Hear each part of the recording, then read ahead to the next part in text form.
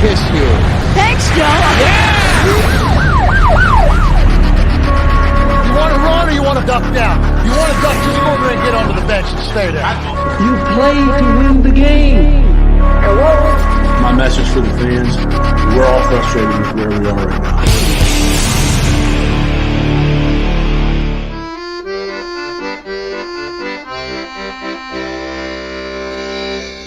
Jets. There he is, the accordion playing dynamo. Welcome, everybody. This is GreenBean, and you are watching the Thursday Thick of It. I am coming to you live from the middle of a Walmart parking lot in Cottonwood, Arizona, surrounded by some of the internetless space you will ever find anywhere in this country. You've never seen anything like it. Think about a day when you tried to send a text, you sent it, and then 20 minutes later, look to see why said individual that you're supposed to receive the text didn't reply, and it says a little red exclamation point. You're not allowed to text. You are in a no internet zone. That's what it said to me. It laughed. My phone, I didn't even know, had a setting that laughs at you. But that is what happens when you find zones with no internet. So that's where I am. I'm in the back of my truck in a parking lot, and to gather troops, I'm really hoping that everyone will join in and laugh at me together. And to get that started, let's bring in the laughing maestro himself, Frankie from Flatbush. What's up, Frankie? What's up, GreenBean? Where else would you rather be? It's a Thursday Thick of It. GreenBean is in the back of a truck in the middle of nowhere, and it's time to gripe intelligently. There it is. I can gripe about so many things right now, none of them intelligent. So I have to find a way to land on something intelligent because, man, I just want to complain like a 5-year-old, Frankie. I'm finding myself stomping my feet like I didn't even know I did that anymore. I'm like, I stomp my feet like a child. I'm like, I want internet. That's what I want. And I don't have it. But thank God for parking lots and large ones. Yeah. Well, and I'll educate everyone. The RV community, the traveling family community, full-time families, as we like to be called, for many, many years, the secret gem of the full-time families was two different things. One is Walmart parking lots. Why? Well, because they're big. They have room for RVs. Number two, Walmart lets you stay. And number three, everything you could possibly need. You got a hankering for a sweet potato. You need toilet paper. You want to buy a new computer or just mow the lawn. It's all in there, and you can do that. But the other secret gem, and this is for the higher class full-time families that won't stay in Walmart parking lots. Cracker Barrel, Frankie. Cracker Barrel parking lots. What do you think of that? Did you know that? Well, I didn't know that, but I'll tell you something that comes straight out of Texas, the Republic of Tejas. And that is something similar, which is called Buc-ee's. I don't know if you're familiar with Buc-ee's, but that's very similar, where you can get everything, including fresh barbecue cooked right on premises. It's fantastic. Yeah. And those Buc-ee places, the first time I saw one on the road, with no exaggeration, 80 gas pumps. I was like, whoa, look at that gas station. We had to pull over. I had to go. It's so Texas. There's nothing more Texas than a Buc-ee's. Yeah, there are people driving around here with I live at Buc-ee's or I love Buc-ee's bumper stickers and T-shirts. People love it, man. People love it. But not to love. And I wanted to tell you, Frankie, per your recommendation, pretty much maybe within 48 hours of you and I having that discussion, we did go to Whataburger and we sat down. We went in there. I said, no. Frankie says it's an experience. We're not going through the drive-through. We're going to sit down. And I got a couple things. Some of them complaints, some of them delights. Ready? One is I saw the cars in the drive-through funneling around us while we, with 3 other families, could not figure out why our food wasn't coming. And cars were just coming and going. So that was an interesting thing. But I'll tell you this. If anybody goes to Whataburger, which are everywhere in the South, I didn't know that. Starting at Texas, they're everywhere. But the Dr. Pepper chocolate shake is unbelievable. I couldn't even take it. I had to steal my poor daughter's. She got it. And I was like, give me that. I took it. I took it from my daughter, man. I'm a bad father. But yeah, we loved it, man. It was a really great place. So thank you for the recommendation. You're welcome. Yeah. So let's say hello to some people in here. Cadoza's back. What's up, Cadoza? It's good to see Mini Cadoza. And forgive me if I don't say the first part right. I think I got the second part good. Nick Rousseau was part of the early gang, as was Joe Grana. J. Cole was here, washing his lettuce or something. I forget what he said. He's doing something with making soup. Joseph Schwert is in the house. Philip Bagachuk is back. Good to see you, Philip. FOC is here. Mark Riz, who I hung out with last night. We had a good time watching the Jaguars-Jets 1998 playoff game. Turns out we won, Frankie. We won. It was again. Again. Every time I watch that one, it's a delight. It's like watching Lord of the Rings. It looks great. It looks grim. It looks grim. But at the end of the day, we're gonna win. We're gonna get there. We're gonna get our kingdom back and all that. Steve 232 Ant Jets. Dave Miller is here. I hope you're feeling better. Dave, John Amarello's back. Wild Billy Boy, Kyle Ornsby, Curly Norman. What's up, guys? It's good to see you. I hope that you can deal with my mic. I don't have a microphone. I was just telling Frankie before the show, I forgot my microphone. I have 100 cords and lights and everything prepared for tonight's show. And I forgot my microphone, but I did bring the face. So I got the face. I forgot the mic. So hopefully it's not too bad. Gitmo Bob is here. Matthias Simon, Scott Wilson, Mitt Flair, Iowan Jets fan. I spent time with him last night as well. Postman's here. B2B, our grand prize winner, Frankie. B2B 11079. Got the Manscaped Ultra Smooth Pack. And from what I understand right now, he's got the glassiest balls in his entire state. That's what I hear. And he's probably a little slippery. He's slippery, right? a little too slippery, baby. That's right. He's like Quinnen Williams. He's just a touch slippery. That's it. Slippery goon. Yeah. So Dave Miller said he was feeling under the weather last night. Not the big C, just a regular run-of-the-mill old cold. And he said he's feeling better. And that makes me happy, Dave. I'm glad to hear it. Cadoza says I sound fine, so that's good. J. Cole wants Wat2K. He's here. Wat2K is going to be a prominent portion of tonight's stream. And so, Frankie, there's a lot going on in Jets land. As far as, I don't know if you heard, Mark Gastineau's father is going under some sort of procedure. So I want to just put that out and put it public. If you guys are on Twitter, you know they're welcoming well wishes and all that. Mark Gastineau's father, I don't know the exact procedure. I saw it on my way here. I was trying not to read it in text and be on Twitter while driving through a state. I don't know where I'm going, all that sort of stuff. But anyway, I wanted to put that out there that Mark Gastineau's father could use some well wishes. The more positive energy, the better. So let's hope he has a successful procedure and a speedy recovery. What do you think of that, Frankie? Do you know Mark Gastineau's father at all? I did not know that, but absolutely. Me and my brother and my sister and I, when we were children, we had a game that we played called Gastineau. And that was where we just walked up to one another, sacked each other, and said, Gastineau! And then we said, yeah. See, that's how deep it runs over on Frankie's side. You know what I mean? He had a game. But now you said it was you and your sister? my little brother, and our little sister.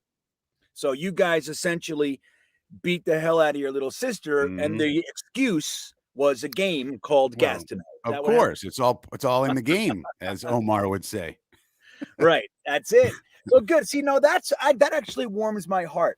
I remember when I got my father bought me, even though my father was a Giants fan and he wanted me to be a Giants fan. I think it was like on sale or something. He bought me in the 70s, it was probably 1976, and he bought me the traditional old Jets helmet, which I still have, by the way. I've given it to my son, and Vinny Testaverde signed it and all kinds of cool stuff. But I remember that my father would put that helmet on me, and my cousin had a Giants helmet, and he told us if we wanted to be football players, we had to run full speed with our helmets on and hit heads. We had to get color. And he caught us one time banging the helmets together to get color, and I got in trouble for it. That's not the way it's done.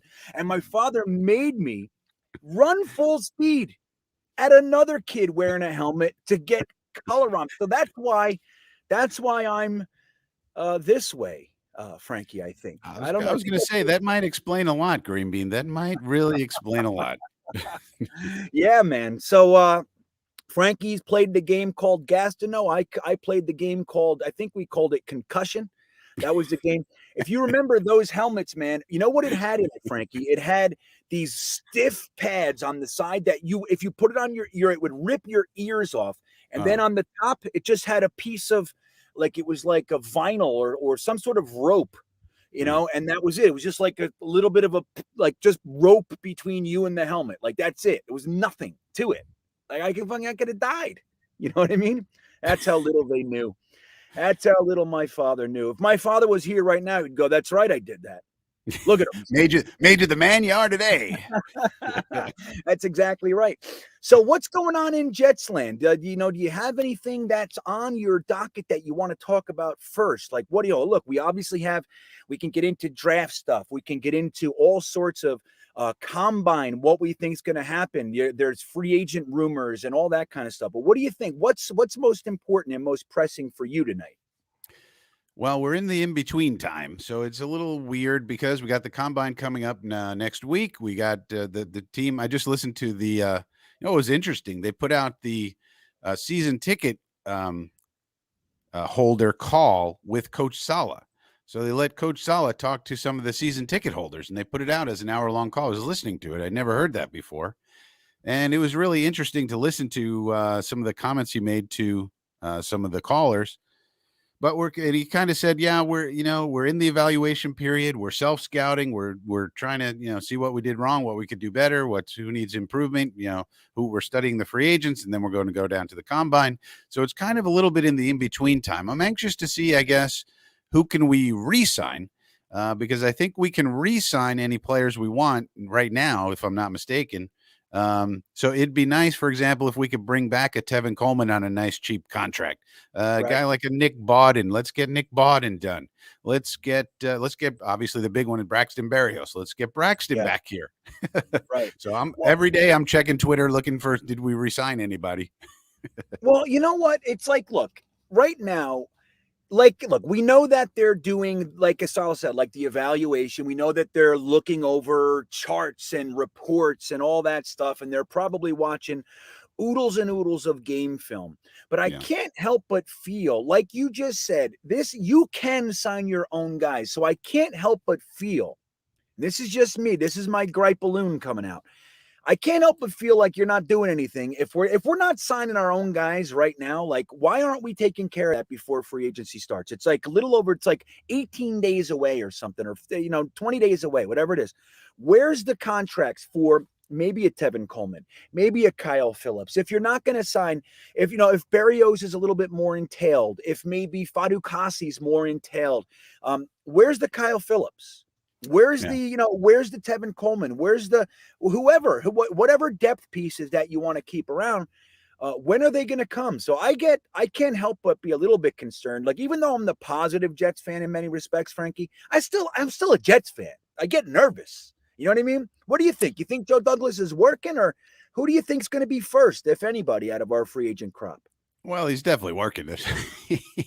But I would think you can get Tevin Coleman back here. You could get Nick Bawden back here pretty easily. I mean, those are not expensive contracts. We want them. They're not. It shouldn't be too expensive. Guys like Foley is a big decision. It's going to depend, and he's going to want to see what his market is. I mean, I think Tevin Coleman knows what his market is. I think Nick Bawden knows what his market is. Right. I think pretty much everyone knows Braxton Berrios's market is pretty much. He might be asking for a bunch. We do have a super chat I saw from Wild Billy Boy, and this part, the question he asked actually goes into this. Now, I'm not at 48 million. Over the cap is at 48 million. So just remember, I get my information from official sources, and over the cap is saying right now we have 48 million. But I do have a video coming out tomorrow where I detail how we can find even more money, and I do believe we will. So that's part of it as well. Who are we going to get rid of? And I identify in this video 8 players that we could get rid of to get even more cap money. So we just have to see. It's hard to know. He's asking, what do you think the final salary cap number is going to be? It's hard to know. It just depends who we want to cut. I mean, really, and who we want to restructure. Who wants to restructure? Like we could restructure CJ a little bit. Yeah, we can. I doubt. I just find that hard to believe that he will. I mean, let's be clear here. CJ Mosley came to the New York Jets for one thing: money, and to now he's endured what he's endured here. I mean, a total of, I mean, as far as what he's played, he played in one game in 2019, which they lost. He watched that team be shitty. Then the next year, he comes back a little bit. Oh, no, he opted out. He watches the team win 2 games. Then he comes back this year. He plays his ass off, but the team wins 4 games. And now you go, hey, CJ, can you take a pay cut? He's going to go, yeah, I know. Well, you don't lose money. You just just wait for it. Yeah, he might be willing, but even if he doesn't, in this video I go through, I save about $400,000 from CJ. So it's not that much, really. So if he's amenable to it, great. If he's not, it's not a big deal. So that's the nice thing. We got plenty of other places we can go. Yeah, and just to be clear, Wild Billy Boy. First of all, I never said 69 million. It was 67 million, brother. Number 2, and that was because that was a projected number after the guys that I think should be cut. Now, it's interesting that over the cap would say 48 because a couple weeks ago when I made my original video, I used over the cap and they were at 54,232, whatever it was. That's where I got my number. So if something happened and they changed it, who knows? That's possible too. Like Frankie, I don't like Frankie's strong in the numbers. But like Frankie, I try to take things that if I can have an official foundational source, I want to use it because then from there I'll get all hypothetical and philosophical with you. But like at the ground floor, I want to know something, and I use over the cap. I'll use Spot Track. I'll use PFF in some instances. I even try to toy around with next gen stats and all that kind of stuff because the truth is that I'm not the one keeping track of every single play of our third string running back. Like I'm not doing that. So we always go to like a place like Over the Cap. And it's funny. I remember when they were just it was just a guy named Jason from Over the Cap. He's now a world famous guy. But 15 years ago, 10 years ago, whatever it was, he was just a guy starting a site. He was keeping track of numbers and, he would come on Jetnation. Like the guy, Phil from Jetnation would go, like if we were having a debate, he'd go, let me ask Jason. And he'd ask Jason and Jason would come on to Jetnation and go, well, that's what it was. It was funny. But it's awesome. Yeah, it's awesome. It's awesome to really have these numbers because who the hell is going to keep track of this? You need somebody, you need a resource to go and figure this out. And they also, the other nice thing is we have 62 players signed right now. So if we want to cut some, and that's the second highest in the league, if we want to cut some people, it's not a problem. Other teams have 35 people under contract. And it's like they have a lot of cap money, but they have literally 35 people. We have 62. That's a big difference. Yeah. That's the big difference. It is. And just last year, don't forget, one of the big gripes of the Jet fan nation was we don't have anybody under contract. We have nobody signed. I mean, just last year we were in that position. So again, we got to look at these incremental progressions that Joe Douglas is putting into place. A lot of things will go under the radar. They're just things that are not on our trajectory as fans, but there's a lot of foundational stuff being worked on here. So right now the Jets have, if it's 48 million, great. Like I said, my original number was 54.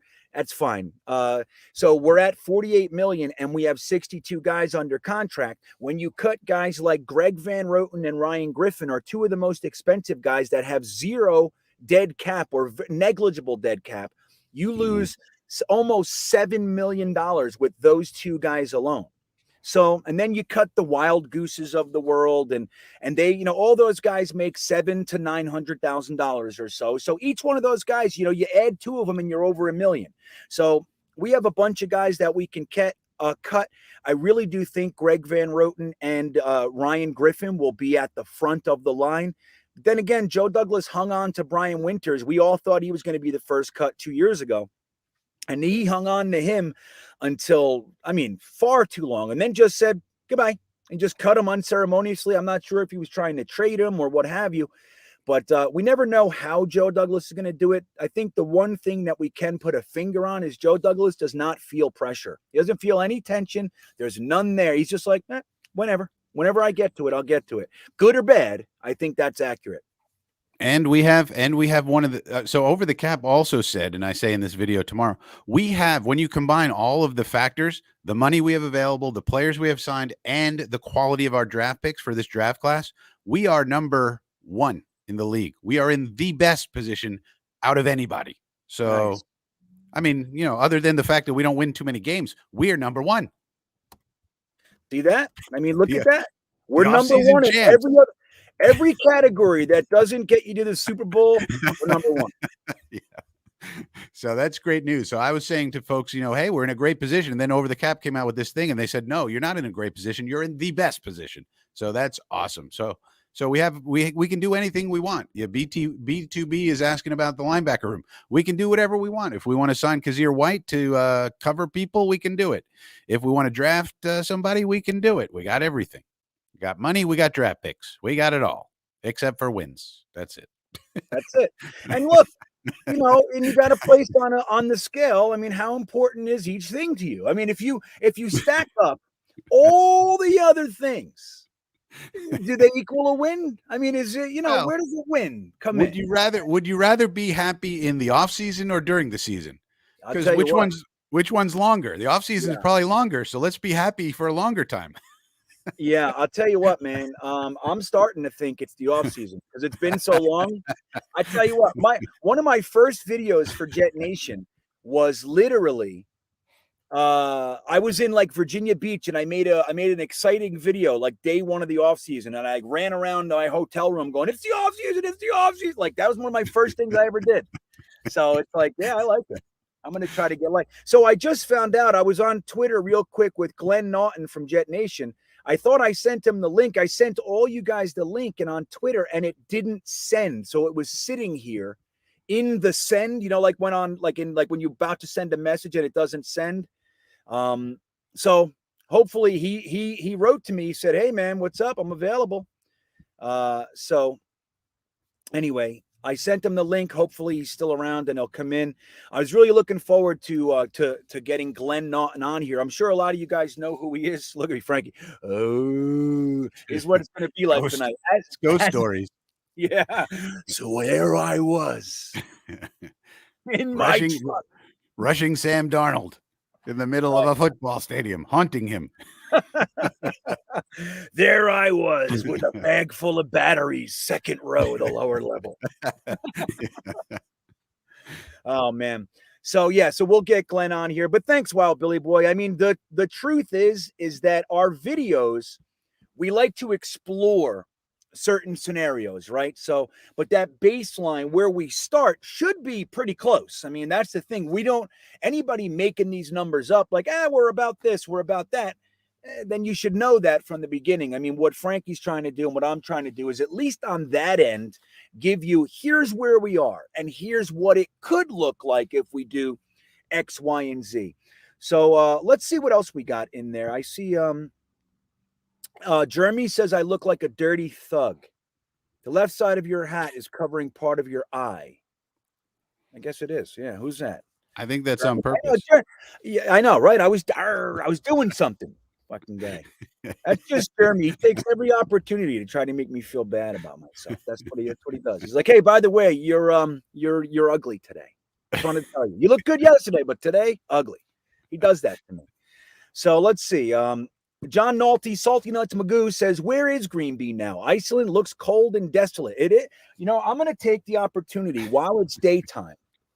I'm going to show you guys where I am. So like how gorgeous it is around me. But the truth is I'm in a truck. So I could be in New York. I could be in fucking San Antonio. But this is where I actually am, guys. Can you see that, Frankie? Let me know if you can see the mountains and stuff. I can see Walmart. And you see right behind Walmart, the mountains? Oh, yeah, also mountains. But Yes. most importantly, Walmart. Walmart. Now I'll show you this end too. I'll take you out in the parking lot. Let's do this thing. Now I'm locked in my own truck. Hold on. Whoops. People guys, all around GreenBean are going to be asking what the hell's going on. Here's where I am. See, look at, can you see back there? Oh, yeah. Like there's all kinds of canyons and stuff. You see that? Here, see the canyons? Like right here. I don't know if you can see them. Like right there, they're canyons. Oh, this guy's pushing his car. Theoretically, generally speaking, I would go help this guy pushing his car, but I can't because I'm with you guys. Want to see him pushing his car, Frankie? Look. Guys, see him? I would go help that guy normally. Generally speaking, I would help. One time when I was in a Walmart parking lot waiting for my phone to charge, I saw a lady cross the entire Walmart parking lot on a horse. Really? You got to love Texas. You do. You got to love Texas, man. I'll tell you what, one of the things I'm really enjoying, I mean, look, it's stressful at times out here, guys. It is. And some days are hard, things break down and it seems like once something breaks down, everything you need to fix that, you lost it, and like all that kind of stuff happens.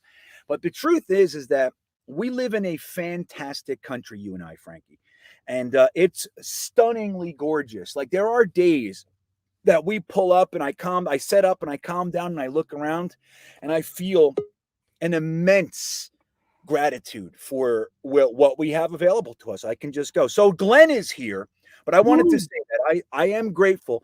And like I said, I already owned up to the idea that it's my fault that Glenn was not here. He was ready. It was me. So let's say hello to the host of Jetnation Radio, Glenn Naughton. What's up, buddy? How we doing, guys? You doing all right? All right. So Glenn, this is Frankie from Flatbush. And Frankie, nice to meet you, Frankie. Nice to meet you. You guys are two of my faves. I'm happy. Frankie is our co-host here on the Thursday Thick of It. He's my Alex. You know what I mean? He's gotcha. So I appreciate you taking some time away from your busy schedule. From what I understand, you did have some obligations pop up and you still made time. So I apologize about the link. I sent it to the whole crew. I got a couple guys watching the chat for us and everything. I sent it to everybody in the same time frame. I sent you the damn thumbnail, but I didn't send you the link. So yeah. No worries. Don't worry. It happens. So we're past it. So number one, Glenn, I'd like to get into some of your thoughts on maybe where we're going to go in free agency. I saw you post something today that was pretty interesting. But I want to let the chat know if you have questions for Glenn Naughton. Glenn Naughton is the host of Jetnation Radio for years now. He's one of the originals, man, and he knows his stuff. And if you have questions for Glenn, throw them in the chat. We'll try to get to as many as we can. But the first question is going to be me, Glenn. So I'd like to hear your thoughts on the rumors, knowing that that's what they are. I'd like to hear your thoughts on some of the rumors, like coming from Daniel Jeremiah, coming from Connor Hughes, that the Jets are likely to trade this year, more likely to trade this year than maybe in years past, as far as acquiring players for a change. Usually we trade our players away, but this year they're kind of insinuating that the Jets might acquire players. What are your thoughts on that? Do you think it's legit? And if you do, which players you think are likely to get traded for? Well, I think Joe Douglas, addressed this at his postseason presser and said that, trading picks for players is something they may consider this offseason more so than years in the past. And honestly, I've always been a fan of it. I think that, the Jets, of course, came up short, in 2009 and 2010 and all that. But I was a fan of using picks to acquire established players because let's face it, you're trading a lottery ticket for a known commodity. So, I mean, listen, I love the draft as much as anyone. I'll watch a million college football games to get an idea of who's who. You love the idea of drafting and developing your own guys. But we saw it, again, when Mike Tannenbaum gave up picks to get Antonio Cromartie and to get Santonio Holmes, these final pieces that didn't work out as well as we'd hope, but it did work out better than, your third, fourth, fifth round pick, whatever they were giving up to get these guys. Right. So I don't hate the idea. I mean, you don't want to go nuts. You want to be able.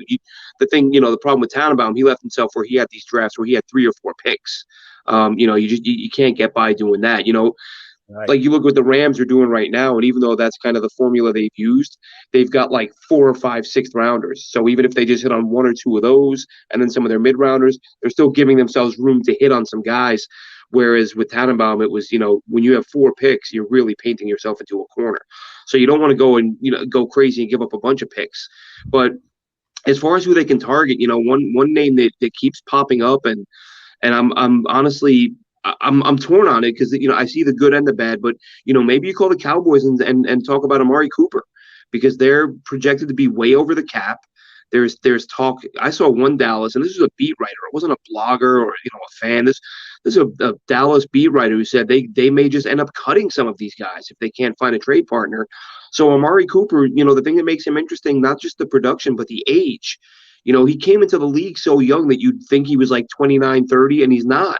He's one of the younger guys out there that would be available. So I think Amari Cooper makes a lot of sense, if the Jets are looking to add some weapons for Zach Wilson. But then, there's, I think Dylan Terraman, who's another one of the hosts for Jetnation Radio, he wrote an article this week that I think he did a really nice job saying that, this might be the year for the Jets to sort of sign one, or to add multiple guys at each position, either sign and trade for a guy and then draft a guy at that same position. Like maybe you sign a David Njoku and then you draft a tight end. Maybe you trade for an Amari Cooper and then draft a wide receiver, because there are enough holes on this roster that let's face it, that there's a lot of ways the Jets can improve their roster at this point. Yeah, Dylan was just at the Senior Bowl, for Jet Nation as well. And I got to tell you, Glenn, that guy, he's an up and comer, man. He's an impressive statistician. He knows his stuff, man. I enjoyed chatting with him when I got the opportunity to on Jet Nation Radio. I think he's going to be giving us good content for a while to come, man. And I didn't read that article yet, but that's on Jet Nation. Is that where we find that one? Yeah. Check it out on jetnation.com. Should be on the front page. Dylan and Alex do a great job. There was the 3 of us for a little while there. I've kind of broken away, not only because scheduling, as you know, right now it's 1 a.m. that I'm doing this, just that tonight it worked out schedule wise. But consistently doing a show at 11:30 or midnight my time, it got to be a little too much. So now I do an earlier, shorter pod where I just, do a quick video with a few ideas and takes. And sometimes we get guests and, that type of thing. Yeah. Well, those guys are good. You're in good hands at Jet Nation Radio. Alex and Dylan. Absolutely. Yeah, they're good. But we'll still watch all of your stuff as well. They release Glenn's videos on Jet Nation's YouTube along with my videos. So Glenn and I are putting, maybe weekly, right? About weekly, or are you a little bit more than that? Yeah, this last couple weeks I've been working like 6 days a week, and I'm doing 13-hour shifts. So I haven't done much in the last few weeks. But we did have on we did put out a show a couple weeks ago. Well, maybe a week ago. We had one of the guys from the Draft Network on, who was also a Jets fan, who came on and talked draft. So that was a really good time. Oh, that's got to be awesome. That's awesome. Frankie, what do you got? Well, from the chat, one of the chatters was asking about Justin Reed. Wanted Glenn's thoughts on the young safety out of the Houston Texans. Maybe we should pick him up. That guy we do have some familiarity with him through his brother. Coach Saleh coached his brother in San Francisco. So he's familiar with Justin Reed. So what do you think about, Glenn, maybe picking up some help in the safety position with Justin Reed? Well, I like the idea. It's funny, in years past, I always say, don't spend big money on safeties. But this year is a little bit of an exception in my mind. And I don't mean go crazy with the money, but looking at this draft class, there's not a lot of highly thought of guys. There's Kyle Hamilton, which some people are going to freak out if the Jets take him in the top 10, which I completely understand. But at the same time, he is a great player. But if you're not going to go that route, there's really not much there, at least in my opinion. And some of the draft insiders I've listened to kind of said that this is sort of you're going to get some maybe borderline starters. I like Jalen Petrie a lot. I think he's going to be a really good player, but I think he's going to go a little bit earlier than I would like to see them spend a pick. So I am all for attacking safety through free agency this offseason. I think if you're going to do it, this is the year to do it. Mm-hmm. Yeah, I agree. I kind of think even if we did sign a Justin Reed, it doesn't preclude us from getting Kyle Hamilton, say, or a Jaquan Brisker maybe in the second round. Those two seem to be at the top of most people's boards in terms of safety, and then it sort of drops off from there. So I'd like to get one of those two guys. Yeah.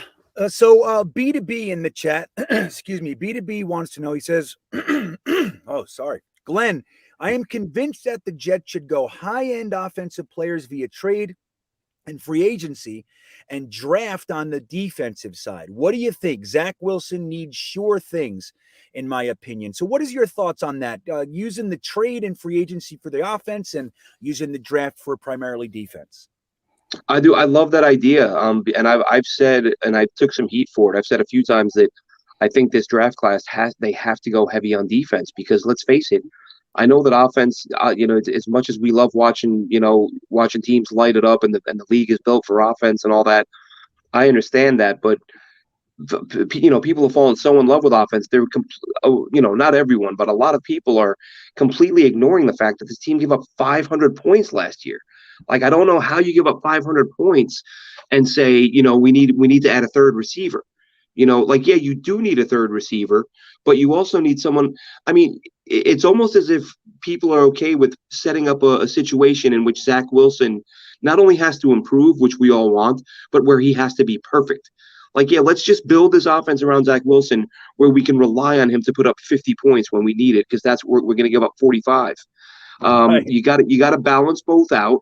But I agree with the idea of getting some established guys on offense, getting, Allen Robinson's a guy whose name's been thrown around a little bit, had a down year this season, but a phenomenal player. And then maybe attack offense, maybe you go Laken Tomlinson, add a guard, and then you can still backfill. You can backfill some of these spots, or you can fill some spots for free agency, then add some depth with the draft, but use those early premium picks. For example, I love the edge class. There's not a Bosa, or whether or not it's Aiden Hutchinson, but even outside of those three, if Thibodeau's gone, Hutchinson's gone, there are 6, 7, 8 guys who I think have a chance to be better than anyone the Jets have had in a decade. So I like the idea of loading up on defense in the draft and adding some established players on offense. Of course, nobody's draft defense with every pick, but I think some of those early picks should be defense. But that being said, and I know these are just online simulators, and who knows how things will fall. I do find that with a lot of these bucks, the way the board's falling, those sort of offensive needs are always near the top. Outside of round sort of 1 or 2, I find myself thinking offensive guys. I wish there was an edge guy there right now. I wish there was a corner there right now. So we'll see how it falls. But for that particular idea, load up on defense and then or load up on offense and then draft heavy on defense. Big fan. Yeah, me too.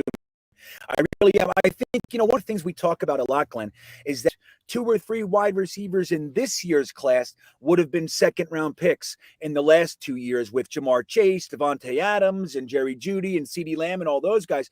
So taking these guys up in the front could be misguided, because just because they're the best in this class doesn't mean that they're necessarily first-round pick worthy. And that's one of the things that we talk about. So what you're saying, it makes a lot of sense, man. It makes a lot of sense. What do you got, Frankie? Well, I think we could talk about right guard. Glenn mentioned Laken Tomlinson. Laken's probably my number 1 target for right guard, but then you have people like James Daniels and Austin Corbett and Connor Williams and Norwood from Jacksonville. Do you think we should go for one of those options, or do we wait for the draft, and try to go that way? I personally, I'd like to get Laken Tomlinson. He seems like the perfect fit to me. So I wonder what Glenn thinks about that. Yeah, that was the reason I mentioned him. He knows the system. He's a good player. He's not an over the hill guy. He's still got some quality years left. I'd be a big fan of bringing him in.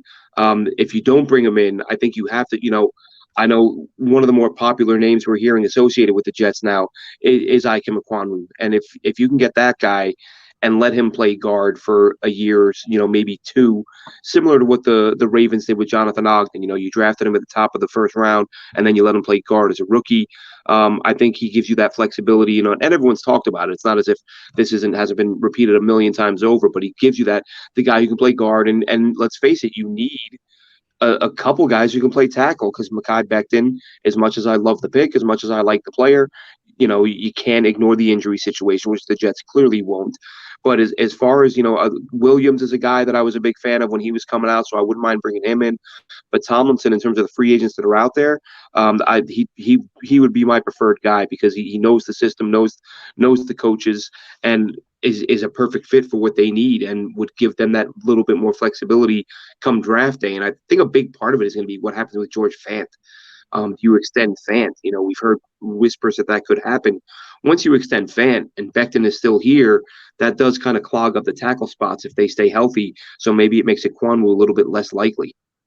Yeah, and that'll go into the next question. It is an interesting thing about Mekhi Becton. Just like you said, I loved the pick. Now, I would have loved Wirfs too. Those were the two tackles left on the board when we picked. So I would have been happy with either one, but I was hoping like that Joe Douglas had the balls, for lack of a better word, to go with the kind of boomer bust pick. Like Wirfs was considered the safer pick, and Becton had that potential to be great, but you don't know. Ceiling. Yeah. So I did love the pick, and he's only 22 years old. So I think, he's got a lot of football left, and I think he'll be all right. But you're right. They can't ignore it. But this kind of filters right into the next question from Dom C. He says, Glenn, give us your ideal first and second round picks for the Jets. So as we know, 2 firsts, 2 seconds. If you had your way, how would it fall? My way, let's see. If Thibodeau falls, I think you got to take him at 4. I know there are these whispers now about his heart, his desire. Does he want it? You look back historically, Thibodeau's a guy who sort of entered the season as the consensus number 1 overall pick. And now, you hear Daniel Jeremiah the other day on their podcast saying he's fighting to be the 3rd or 4th top defensive end. That Jadeveon Clowney, when he entered the year as the consensus number 1, he went number 1. When Myles Garrett entered the year as the consensus number 1, he went number 1. Guys who play that position at that level don't usually fall. So on the one hand, it's like, are the Jets catching a break here? Or is there something to be worried about behind the scenes? Why is a player of this caliber not going in the top? Like, not going 1, you can understand. But not going 2 or 3 at that position with that ability, it's a little concerning. But I just think he's too good of a player to pass on.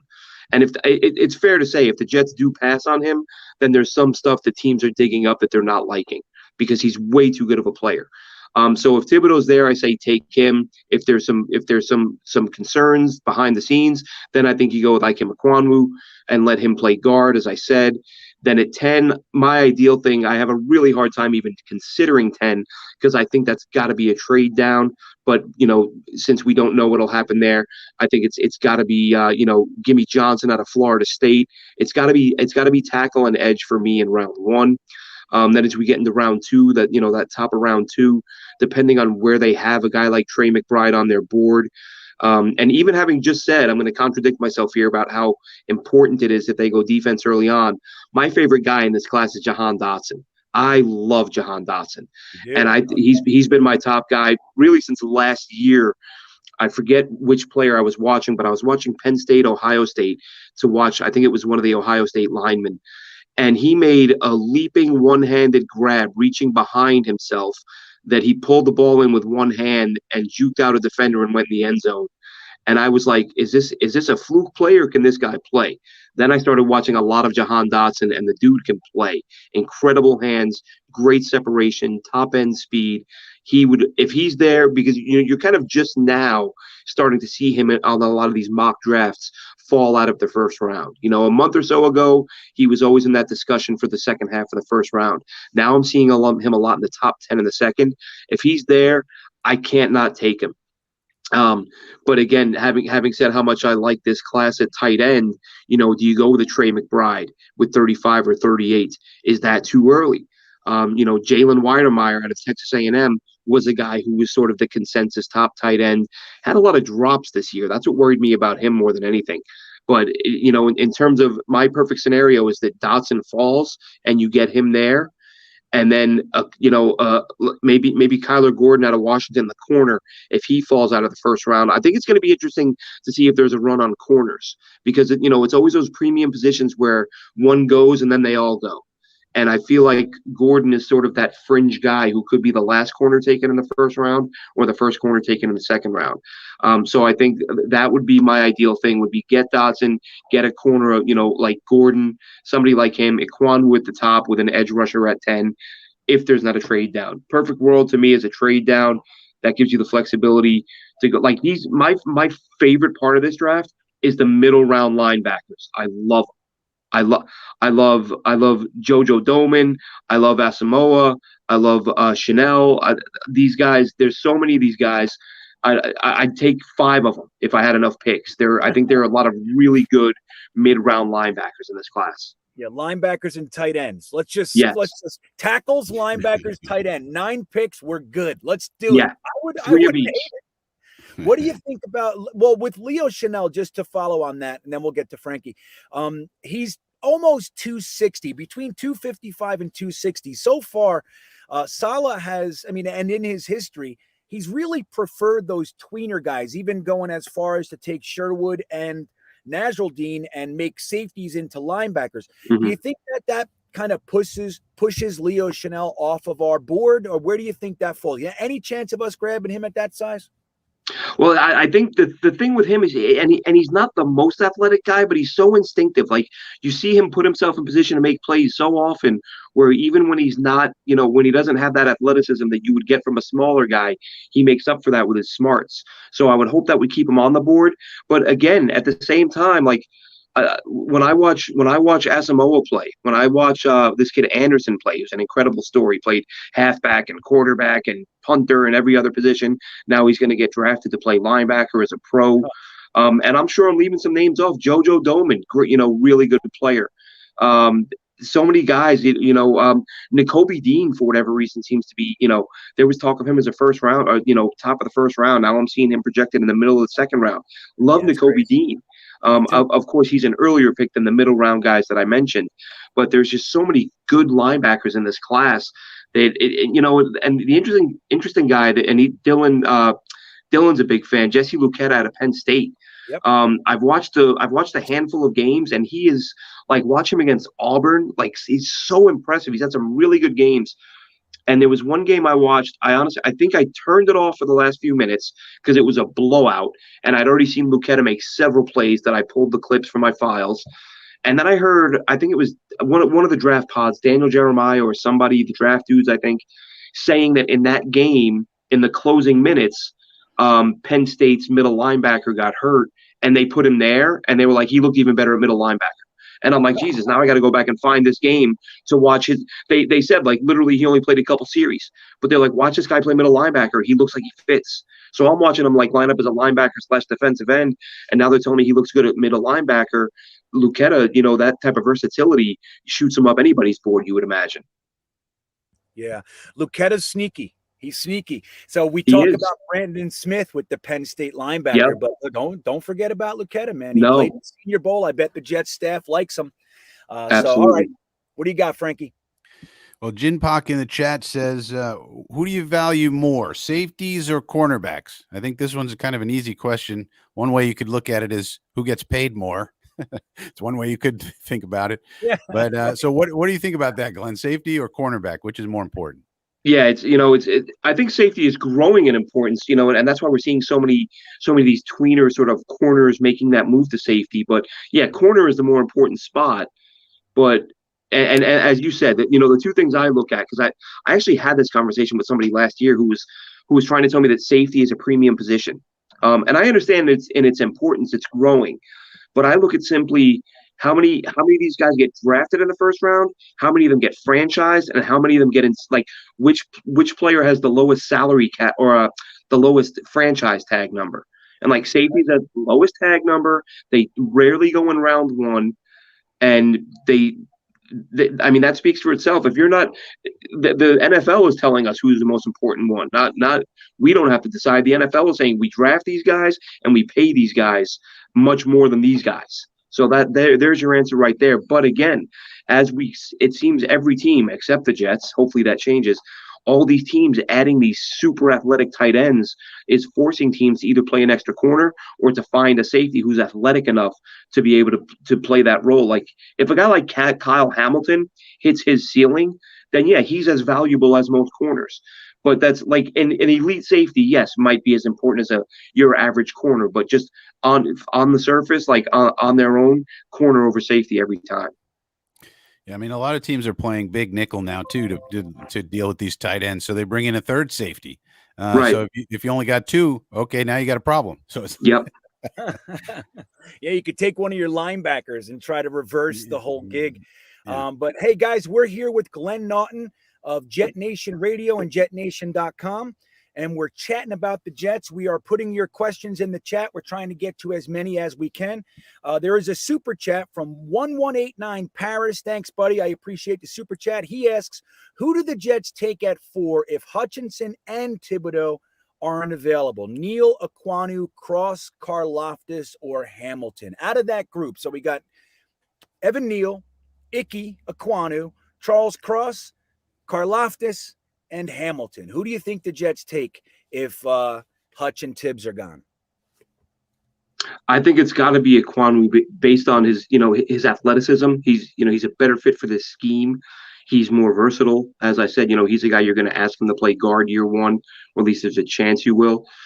Evan Neal, I'm not going to say he won't be a really good player, but I watched a few Alabama games last week and had seen him prior to that. But one thing that jumped out at me that was weird, I just kept thinking this guy spends a lot of time on the ground for someone who's supposed to be this first round number 1 overall or top 3 pick. And that just made me a little uncomfortable. Like when I watch Aquanu, I don't see him getting tossed around a lot. I don't see him being tentative as much as I saw that from Neal. So Aquanu, just based on his athleticism and his ability to stay in a play, I take him. Hamilton, again, the thing with Hamilton, everyone's got their own feelings on it. I would say I'm far more comfortable now with him being a pick in the first round than I was even a couple months ago when I thought if this guy is not Ed Reed, you don't take him that early. Right. But went back and watched a few more of his games, and I thought, you know what? I get the hype. I get why people want him. He's still not my first choice. But, a month ago, if you told me they were taking him, I probably hit the ceiling. You tell me that now, and I think, all right, not the way I would go, but I get it. Again, you just feel that the worst defense in franchise history, if you have a guy you think can do it all for you and do it well. People say Jamal Adams. That makes no sense. Jamal Adams was a guy who was very good in the box, and he was good in coverage if you used him in spots and didn't let him get exploited. If you ask him to cover too often, teams are eventually going to pick on him, and he's going to give up big plays, and we've seen that with Seattle. That's not a thing. Kyle Hamilton can cover. Kyle Hamilton, I discussed this the other day with someone. If you watched that game when Notre Dame played Florida State, he had an interception where he covered 2/3 of the width of the field from the time the ball left the quarterback's hand to getting to that sideline to make that interception. And that's the type of Ed Reed type stuff I was talking about. You need a guy who can cover a ton of real estate and make defenses have to account for him. Jamal Adams doesn't do that. Completely different players.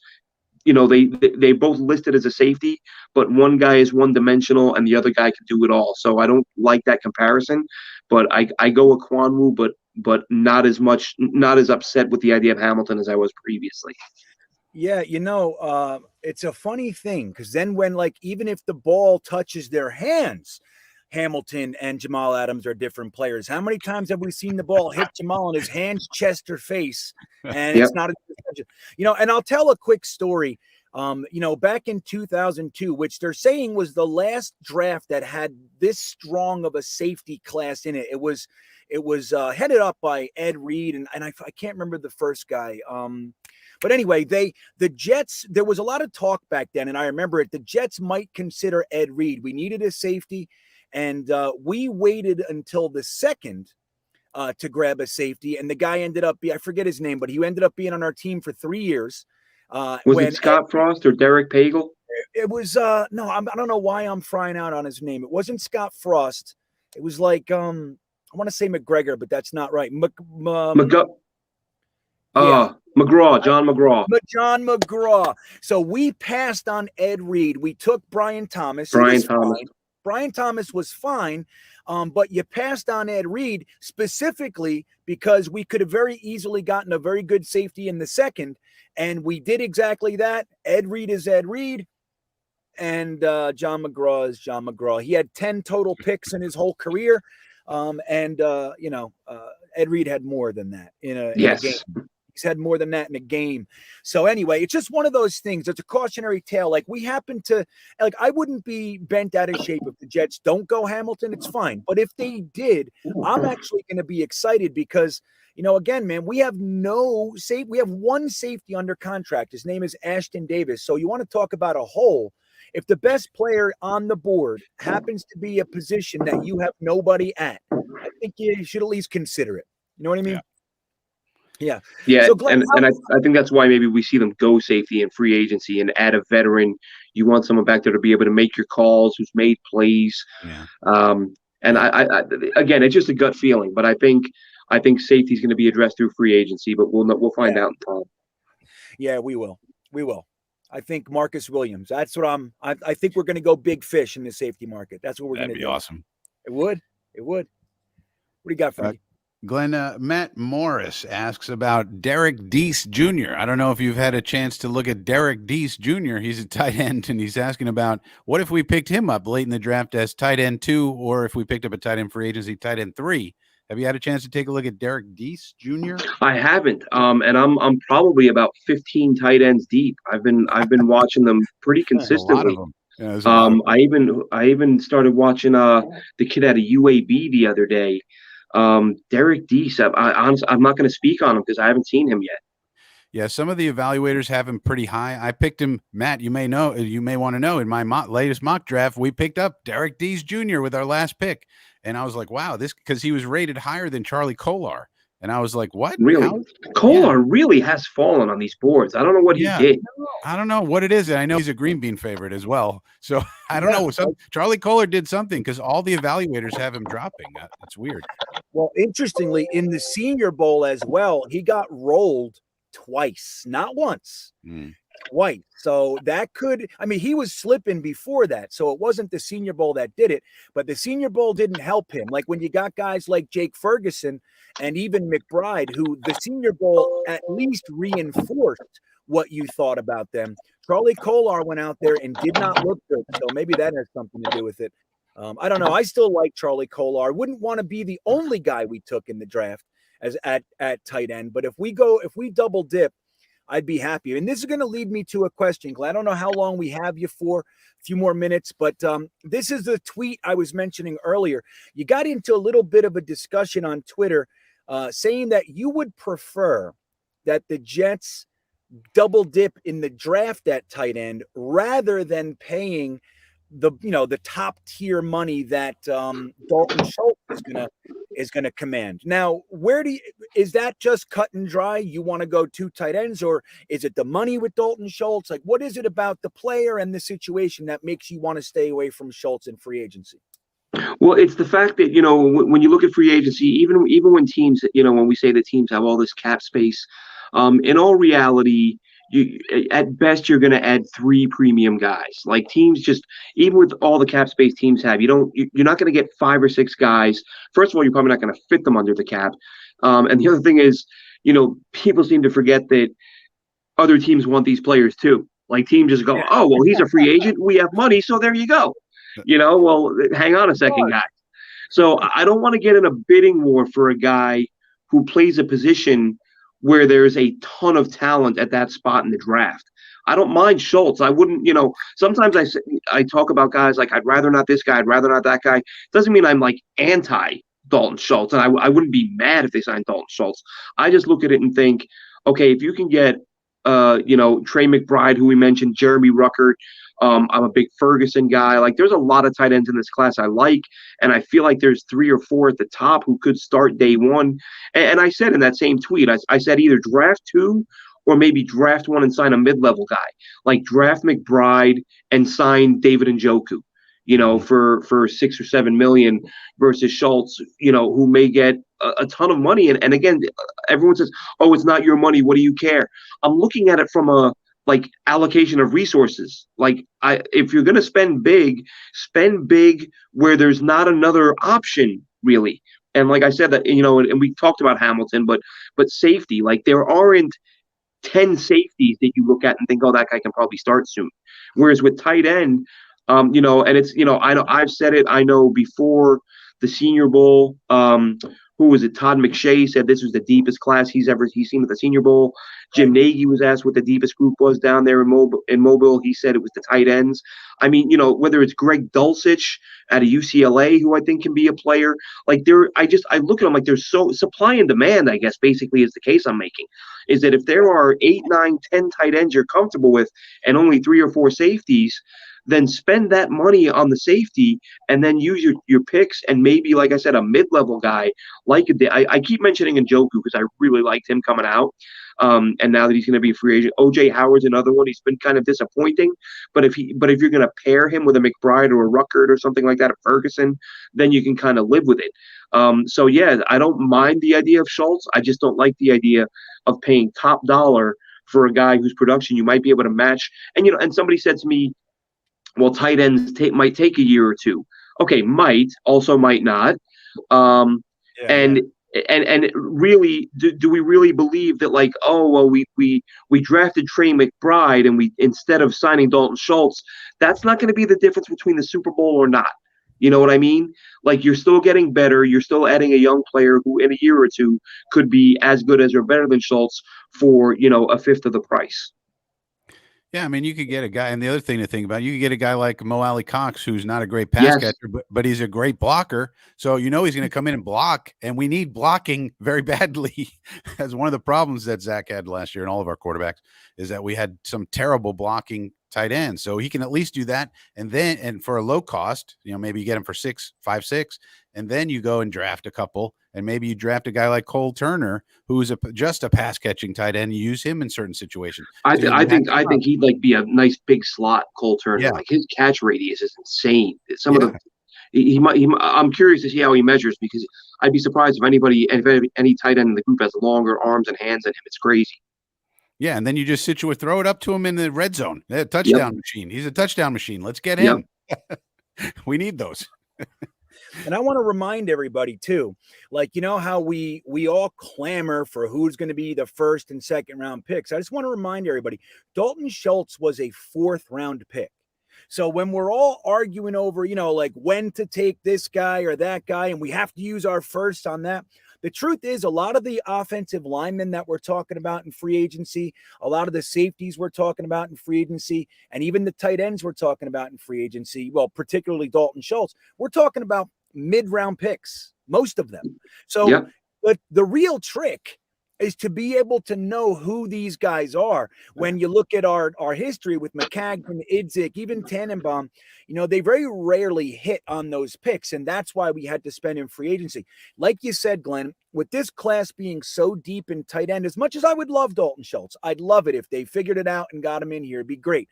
The truth is that we have quite the lot available to us right now. And if Joe Douglas just knows which guys to take, then we're going to be set. And maybe we can save money there instead of going out and spending $14 million on Dalton Schultz. Yeah, I was going to ask you guys, have you guys watched any James Mitchell at all, the tight end out of Virginia Tech? Yeah, I actually did. Last week I was watching James. I think it was James Mitchell. Yeah, because he's a guy who sort of, I guess he was dinged up this year, so he missed a bunch of time, so we haven't been hearing his name much. But if you go back to the year before and some of his highlights, like the guy, again, looks like a capable blocker and a good receiver who would probably be getting a lot more love right now, again, if the class wasn't so deep and if he hadn't missed time. But he's another guy that I would look at as maybe a day 3 guy. And I tweeted out yesterday, Jelani Woods, the 6'9" tight end from Virginia. Right. He's developmental, he's raw. But I mean, you bring that guy in as your number 2 or your number 3 and develop him while you add another guy. There's so much depth in this class. It should be fun. Some of those guys are not going to get drafted, right, GreenBean? I mean, some of these guys, we're going to pick them up as UDFAs. I mean, we could bring in 2 UDFAs to compete with Yeboah. I know Yeboah is your boy, GreenBean, but No, he's gonna have a little competition. Ain't nothing wrong with competition, man. Look, Yeah. as much as I like players coming out, it's all about what you do. I mean, you come in here, even like Denzel Mims, who I loved coming out, and I liked him his rookie year. Whatever's going on with these guys, if you can't put it together, get fuck out of here. You know what I mean? Like, that's how I see it. All right, let's bring in competition. I think competition is king. Number one, it helps, it motivates guys. It lets them know that you cannot become complacent. Number two, if a guy's not going to work his ass off and be what you want him to be, then there's somebody else there. The only question I have about competition is where the hell's all our kicker competition over the years with Joe Douglas? That's the one area I really don't like it, but I do like Eddie Pinheiro.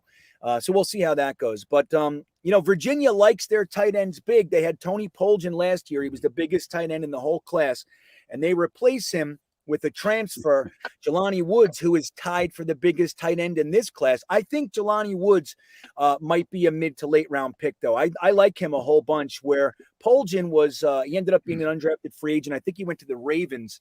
But yeah, this is a much better tight end class than last year as well. So we just got to, I think Joe Douglas knows this. Like, it's, to have a GM that knows what each class is supposed to be strong in, knowing I'm not going to commit to a tight end this year when the class is weaker. I know next year is going to be stronger. So my hope is that he knows that and is going to get at least one, but hopefully maybe even two tight ends out of this draft class, even if one's an undrafted free agent. So Glenn, how long do we have you, buddy? You got to go back to work? Yeah, I got about 5 more minutes. Okay. Let's see here. We got a question from It's more of a comment, but Wild Billy Boy, thanks for the super chat. He says, say what you will about Joe Douglas, but the man can find talent in the late rounds, and that is refreshing. And you know what? That's actually a good question for you, Glenn. What do you think of Joe Douglas and the job he's done? I mean, it hasn't been, a straight path. We had the Adam Gase year. We had to find a new coach, all the things. But overall, what's your take on Joe Douglas? Do you like him? Are you kind of in the camp that thinks he's on the hot seat? Where do you stand with JD? Well, listen, I like him a lot. I think, I don't know, sort of our obsession, and by our, I mean society, not just Jets fans, like our obsession with negativity. Everyone wants to bring up, the bad things that he's done, which my thing is with it, same way with players. Like when you say, oh, we should draft this guy. Oh, but he doesn't run great routes. Like, okay, but nobody's perfect. Like there's no perfect GM, there's no perfect coach, there's no perfect player. Joe Douglas has had his missteps. The Ryan Khalil thing was a complete disaster. Not every move has worked out, but like, show me the moves that have worked out. And again, so far it's very early. His first draft class on its face right now looks like largely a disaster. However, hypothetically, let's say Mekhi Becton gets healthy, even if he doesn't hit his ceiling. Let's say he becomes 80% of what he could be. That means he makes a couple of Pro Bowls. Let's say Bryce Hall keeps developing the way he has, and maybe Ashton Davis is like a spot starter, quality backup type player. All right, so that's two starters at premium positions and a backup. Not a great class, but everyone's writing it off. I hear people speak about that class as if Bryce Hall is the only player left, and that's just not the case. Like, so that wouldn't be a great class. And sometimes I sit and ask myself, because let's face it, any Jets fan, all of us who are doing podcasts and websites and all that, we spend entirely too much time thinking about this team. But one of the things that I find myself thinking from time to time is, if I could know one thing about the Jets right now that I don't know, what would it be? And I brought this up a couple weeks ago. I would love to know that Joe Douglas first draft class, how much influence did Adam Gase have? Like, Adam Gase just got him that job. And if he's like, look, Joe, I just got you this gig, and here are the guys I need. Like, in my heart of hearts, of course, I want to believe that Adam Gase heavily influenced the terrible draft class. And then once he was out the door, now you look at the class Douglas just had, and it's only year one. But I mean, let's face it. If there are guys in this draft class, if they never play another game, they're better than 90% of the guys the last two GMs took over the previous 7 years. Totally. You know what I mean? So, but AVT looks like an absolute stud. Michael Carter looks like he's going to be a monster. MC2 at nickel looks really good. So you have guys up and down this class that it is refreshing to finally find a GM who, I'm excited about what the future holds for Jonathan Marshall. Like, you watch that guy on film after they picked him, and he was a very impressive player. So, up and down this class, that I think that was something I actually wished someone had asked Robert Saleh on that presser the other day. What in the world happened with Hamza Nasruddin? Like, they drafted him. He was the starter the day camp opened up. He started week 1. He started week 2, and that was it. He was special teams the rest of the year. I think he played like 4 or 5 snaps in one game late in the season. But he went from starter to special teamer in the blink of an eye, and no conversation. Like, I mean, obviously it's because he's not playing well. We know that. But he went from starter to special team so quickly that you're thinking, is he only going to be a special teamer? Like, they certainly can't enter this draft and say, well, we know we can count on Hamza Nasruddin to be a linebacker. Like, no, you can't count on him to be anything. But Nasruddin aside, I love the job Joe Douglas has done. I'm not a believer in this. Joe Douglas is only going to go as far as Zach Wilson. I don't believe that. If you keep finding 4, 5, 6 contributors per class, like regularly, which is really not even a realistic expectation, like, you don't get fired because you missed on the quarterback. You get fired. You get a couple. Ozzie Newsome won his first Super Bowl with his 10th quarterback, but yet all of a sudden, now we say GMs get one. You get one quarterback, and if he sucks, you're fired. That's ridiculous. You mean to tell me if this guy's finding 3, 4, 5 contributors every draft class that you're going to fire him because you didn't find the QB? You get another shot with the QB, my friend. If you're finding us multiple starters consistently, so this is a big draft for him. Yeah, it is. That's a funny statement too, Glenn. And I really couldn't agree more. It's, I got into a thread the other day and they were saying, like, Joe Douglas's ass is so hot right now that, if he doesn't like nail this draft, he's out the door, maybe even mid-season. And it's like, I mean, look, he signed a 6-year contract for a reason. He looked at this shit show that we have as the Jets and he said, I'm going to tell you right now, this is a big undertaking. I mean, all the way from medical staff to getting rid of scouts to like all that stuff. It's infrastructure that was wrong. And I think you're right. I think, some of the greatest GMs in NFL history didn't come out of the gate and just light it up. They had to build something, and you're going to have guys that don't hit. And, you're going to go, oh, well, I was going this way, I'm going to go that way. We can't overlook that he's a first-time GM too. Maybe give him a second to get his feet underneath him. Exactly. I think the one thing I can tell is that he actually looks like he knows what he's doing. Where Maccagnan, I seriously didn't know. I didn't know what he was doing. And for so long, I blamed Bowles. And then that last Maccagnan draft was the worst of them all. And I was like, I don't know what the plan is. Like, I never could understand. It didn't. Same thing with Idzig. I just didn't understand the plan. At least with Joe Douglas, it seems to be making sense. We can understand. And that in and of itself for guys like us, I think is pretty big news. Pretty big news. Our general manager looks like he actually knows what he's doing, which is a change. A great start.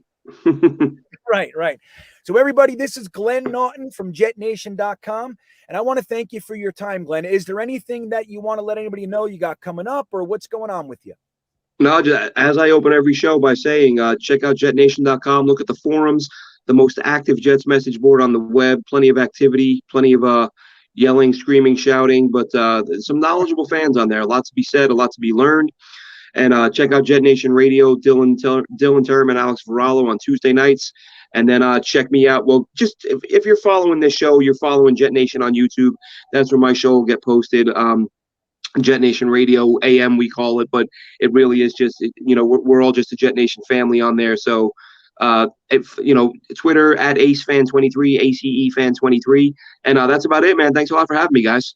Yeah, Glenn, we really do appreciate it. And all Glenn's information is in the description of this very video. But thanks again, man. I wish you a calm rest of your work day, Glenn.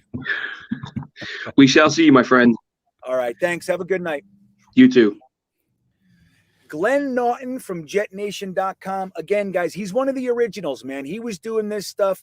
I was listening to Glenn 5-6 years ago. You know what I mean? He was like one of the only Jets podcasts out there. And they were way ahead of the game. And Glenn's he's an OG.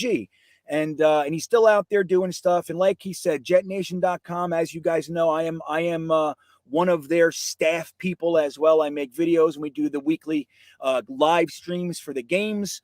And Jeremy helps me out with that. So Jetnation is literally it's the core, man. If you think Jet's Twitter is robust and active, you got to check out Jetnation. It's Twitter without any restrictions on length. Think people can write. You can, if you want to go there and write an 864-page novel in a thread, you could. So there's that too. And yeah, Glenn did a good job, man. What do you think? What he said about Joe Douglas, Frankie. Do you agree? Are you on the Joe Douglas hot seat thing? Where do you stand with JD? Joe Douglas is not on a hot seat. He's sitting on a block of ice. That's what he's doing. Joe Douglas is stone cold. Awesome. There's just, that doesn't mean he's going to be right all the time. He's going to miss on some of his picks. He did sign Jared Davis, for God's sakes. He's going to miss sometimes. You take a swing and a miss, but you mitigate your risk. What I like about Joe Douglas, he mitigates his risk. Let me give you 2 examples, GreenBean. Did you know that Corey Davis and Carl Lawson are 2 big free agent signings from a year ago? They didn't pan out year 1. Well, you know what? If they don't pan out in year 2, guess what? We get rid of them and there's hardly any cap hit at all. So they have an out in year 2 of the contract. That's how you do a contract. You mitigate your risk. You don't give Quincy Enunwa injury guarantees when he's actually injured. That's not how you do a contract. As much as we love Quincy Enunwa, as much as we would love to give the players as much money as we could, but there's a salary cap and you have to manage all of the players, including the practice squad. You can't just worry about 1 or 2 of them. And so that's just an example of the kind of way that Joe Douglas does his business. He mitigates his risks. He gives players fair deals, but doesn't overpay for them for the most part. And where he does overpay, he has an out. He has some leverage. He has a way to get out of it if he needs to. So I think Joe Douglas is doing everything right. Doesn't mean he's going to hit everything. Like I said, they did sign Jaron Davis. Okay, that's not a good signing, but for the most part, he's doing a good job. He's acquiring. Like I said, over the cap has us in the number 1 position. If you think about where we came from with McCagnon and these clowns, to get to the number 1 position in the offseason when you combine signed players, cap space, and draft capital, we're number 1. And Joe Douglas cleaned up that crap pile that he came in. Yeah, he came in and looked at. We should give him a raise. What are we talking about? I know. And look what he did while getting rid of it. He created an extra draft class worth of additional capital. It's the first time we've ever seen anything like it. So I'm, as we know, I'm in the Joe Douglas's safe camp. I think he'll be here his 6 years at minimum. I don't think he's going anywhere. But the good news is I also think we're not going to have to be talking about this very much longer because we're going to see the results on the field. Derek Spitzer, thank you for the super sticker. I hope everybody's enjoying it. Super stickers, you can see them on YouTube. If you're on Facebook, I don't know if you can see them, but I appreciate it. Super stickers are fun, and I appreciate that. And we're going to go ahead, Frankie. I hope you're ready. We're going to go ahead and get into Frankie's segment that we like to call Frankie's Facts.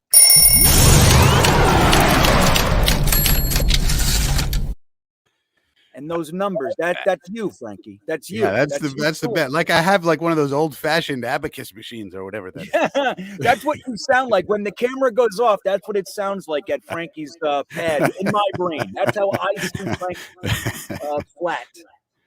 All right. So what do you got for us tonight, Frankie? So tonight we got some Zach Wilson facts. Let's talk about our young quarterback, Zachary Capono Wilson. How about that? Nice. So I'll put these in the form of a question so the chat can chime in on their thoughts. So this is all about Zach Wilson. So which receiver was Zach Wilson's top target on 3rd downs last year? Who was Zach Wilson's favorite target on 3rd downs? Right. All right. Watu K comes in. Incorrect. The early guess. He says Crowder. That's incorrect. Incorrecto. All right. So it's not Crowder, guys. What do you guys think? What do you guys think? I want to see your answers, and we'll wait. I have a good answer. I know who it is. That's what I think. And I didn't talk to Frankie. FOC incorrect. Incorrect, FOC. We got 1189 incorrect. Oh, Bus and 1189 are incorrect. We see you, Bus. Now, fly or die. This was my guess, Frankie. Is this where we are? Incorrecto. Ooh. Oh, Biker Ray has an answer. What do you think? Is it Carter? People be sleeping, man. People be sleeping. This is incorrect. Oh, it's obviously Wesco. That's who it is. Trevon Wesco. Somebody said DJ Montgomery. Adam says Yeah. DJ Montgomery. No, the correct answer, people, and nobody said it. Not one person said it. This is amazing. People be sleeping on this guy. Hello, Well, do you remember that we have Elijah Moore on our team? What's wrong with you people? Holy shit. We forgot about Elijah Moore. What's wrong with us?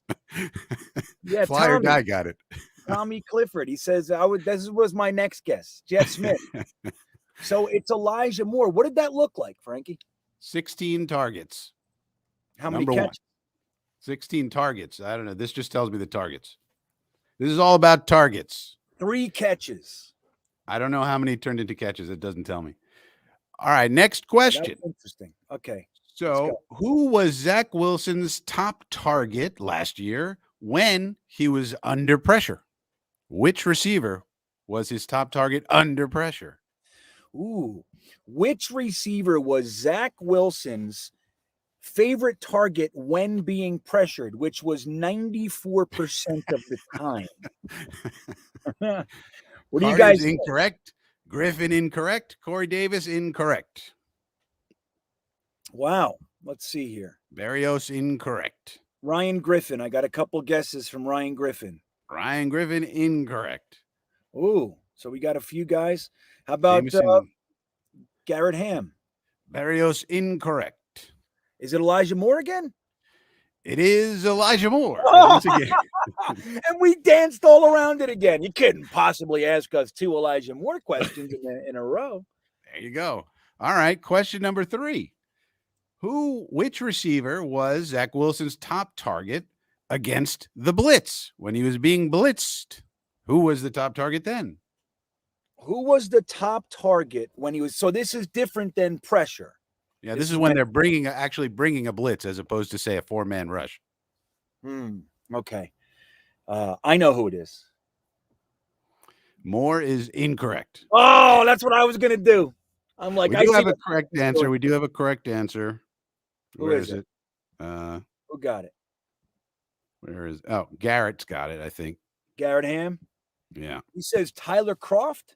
No, not Croft. Not that one. Oh, so that wasn't Garrett's first guess then. Hold on. Dustin Keller, somebody says he's not on the team. Yeah, he Carter. Is. He's always in our hearts. Yeah, he's a forever Jet. So who is it? Against the blitz, it is Mr. Free Agent Braxton Berrios. Yeah. See? So I hope they're looking at that number. That gives them another. That's 500 G's. Yeah, right there. Give him. That's 500. All right, last one. So, which receiver was Zach Wilson's top target in the red zone? Ooh, in the red zone. Now I'm going to jump out. You don't have to say if it's right, but I want everybody to know my answer is Crowder. That's my answer here. That's my answer. You don't have to tell me unless it's wrong, of course. Somebody says Lee Cravat. That's the standard answer for any question. Well, he's done well for us, Lee Cravat. He's done well. So some people got it. Some people got it. Jeremy's gotten it wrong every time. I just tell Jeremy that. Every time you've been wrong, Jeremy. What's going on? That's his role. Are you to be the wrong guy? The correct answer is Jamison Crowder. Ooh, I got it. See that? 25% Green Bean. You got it. 1 out of 4. I know some. That's right, man. Hey, it's better than 0 out of 4 because that's where I was heading. So I'll take it. That's like, you're getting beat up in a fight and you're clearly losing, but you throw one haymaker at the end and fatten his lip. Did he? It's like, yeah, I'd rather he left with a fat lip, so I'm good. You know what I mean? Jeremy's telling me he got Elijah Moore in the first one. I must have missed it, Jeremy. Sorry about that, buddy. No, he didn't. That's what I thought. Yeah, no way. No way. He said he wrote in the chat Braxton, or maybe that was Wat2K. I'm not sure. So Frank, so what is your what do you come up with here? Like, so what does this make you think? Well, number one, we've forgotten how good Elijah Moore really is. People, I think of Elijah Moore's comp as Antonio Brown. I think Elijah Moore is going to be comped eventually, if he can stay healthy, for God's sakes, to Antonio Brown. And that's how good of a receiver we have on our team. If he was on the field at the end of the year, his numbers would have been so fantastic. People would have been, very much more excited about him than they are right now. So that's the way I look at it. He's faster than Antonio Brown. He's at half an inch shorter. Okay, so that's not good, but he's faster. He jumps higher, and he does more bench press than Antonio Brown did. So I think he's Antonio Brown. That's who I think he is. Hey, I'll take it. I'll take it as long as he doesn't lose his marbles later and ice and burn his feet with the cryo tubes and all that stuff. I'm good. Elijah Moore is a top quality human being as well, which I think is really nice. In addition, not the most important, we want talent, but it's nice that he's that as well. So yeah, man, Elijah Moore is someone, and some people are out there thinking this, but he could be our wide receiver one. He could be our Tariq Hill, like the guy that Zach Wilson goes to. He knows how to get open. He's got fantastic hands. He did have some drops early in the season, which was not a good start. But I think his one issue, and you already said it, Frankie, is this guy has to stay healthy. He had 3 injuries this year and did not finish the year healthy. So there's that. And that's one of those things. And that was one of the concerns, with drafting him, is he's small. He's a small guy. So, hopefully this was just a bad luck year. Lots of stuff. We got it all out. I mean, who the hell has 3 Achilles injuries in one season? I mean, Achilles is something that you see, once every 5-10 years. We had 3 in 1 year. So I think we were just, dumping our bad luck on the street, and we're going to be fresh next year. So that was a good one, Frankie. And I'm going to bring Wat2K on. He's got, in just a minute, I want to get to this super chat. Wat2K's got some interesting information to kind of tie in nicely with what you just put forth about Zach Wilson and his tendencies. Youthphoria MG, thank you for the golden super chat, my friend. I appreciate it. He says, Green Bean, your last 2 videos were perfect and just what we wanted to hear. Personally, I would love Sauce Gardner at 10. Well, number one, thank you, man. I appreciate it. Every time I release a video, I think it's perfect. So it's nice to finally, after 15 months of doing this, that somebody else thinks it too. I am appreciative, but that's the thing, man. I like making this stuff, so I appreciate when you guys dig it. And it's nice of you to say that, man. Thank you. And he says he loves Sauce Gardner at 10. Frankie, would you be upset if they decided to take Sauce Gardner at 10? No, and let me further upset people. I wouldn't be upset if we took Kyle Hamilton at 4 and Sauce Gardner at 10. Now people are going to freak out. Yeah. Right now they're throwing figurative eggs and tomatoes at you. That's what I'll tell you what. I wouldn't be upset either. It's not the route I want to go. It's not. Especially if Hutch and KT are gone. I mean, if they're gone, you could, because then I can get a guy like Arnold Abichetti in the second round, and he's in that group of the next tier. I mean, you could make an argument for Karlaftis. But other than that, it's for a lot of evaluators, it's KT and Hutch at the top and then everybody else. So there's different evaluators, but Well, here's the most important thing out of this whole conversation. Is that how you say that guy's last name? Abichetti? Yeah, I think so. Oh, that's how I say it. Abikatai. He'll have to get a nickname, obviously. Yeah, well, no, that rolls, Abichetti. That rolls. Yeah. Abikati always feels tough for me to say. I feel wrong saying it. So, listen, I'm going to tell you right now, Youthphoria. If we got, just like Frankie was saying, if we took Thibodeau, let's say, at 4, and we decided to go cornerback over the linebacker or maybe offensive line at 10, I would be fine with it. But it would be contingent on what we followed that with as well. Because I think, there are positions I really, really think we need to hit or at least take a swing at early on in this draft. And cornerback isn't one that I'm necessarily thinking they're going to. I think they're going to focus on the trenches And maybe linebacker I could see. But I wouldn't be upset either, man. Sauce Gardner, as somebody put in the chat earlier, 3 years, never gave up a touchdown. Now, I love Sauce Gardner. I love Sauce Gardner. He's a smooth criminal. I always say it. And Dumb C pointed out in our Patreon weekly positional breakdown stream, the private stream that we do for my Patreon, he pointed out that while that is great, the truth is that because of the offense's understanding that Sauce Gardner is kind of the closest thing to lockdown that they're seeing, they didn't test him very much either. Like the attempts toward him, that's true, which is positive. But again, like that's the kind of thing that you could see in the NFL. If they start testing him early and he kind of is not used to that, it could end up being a negative. He could get swallowed by something like that. Now, the guy, I think Kobe Bryant is his teammate, if I remember correctly. Kobe Bryant is the one who got tested all day, every day on that defense. And he won one of the awards for cornerback of the year. And everybody said, how can Kobe Bryant be cornerback of the year on the team with Sauce Gardner? It's because they were testing Kobe Bryant and he held up pretty well. That's why. And he held up pretty well. So there's an argument on both sides. I mean, if just like with Revis, he would hold guys to 12 yards on 2 receptions because they didn't test them. But that's just as valuable, of course. Yeah. But being able to do that at the NFL level, it's not going to start that way. They're going to hit him.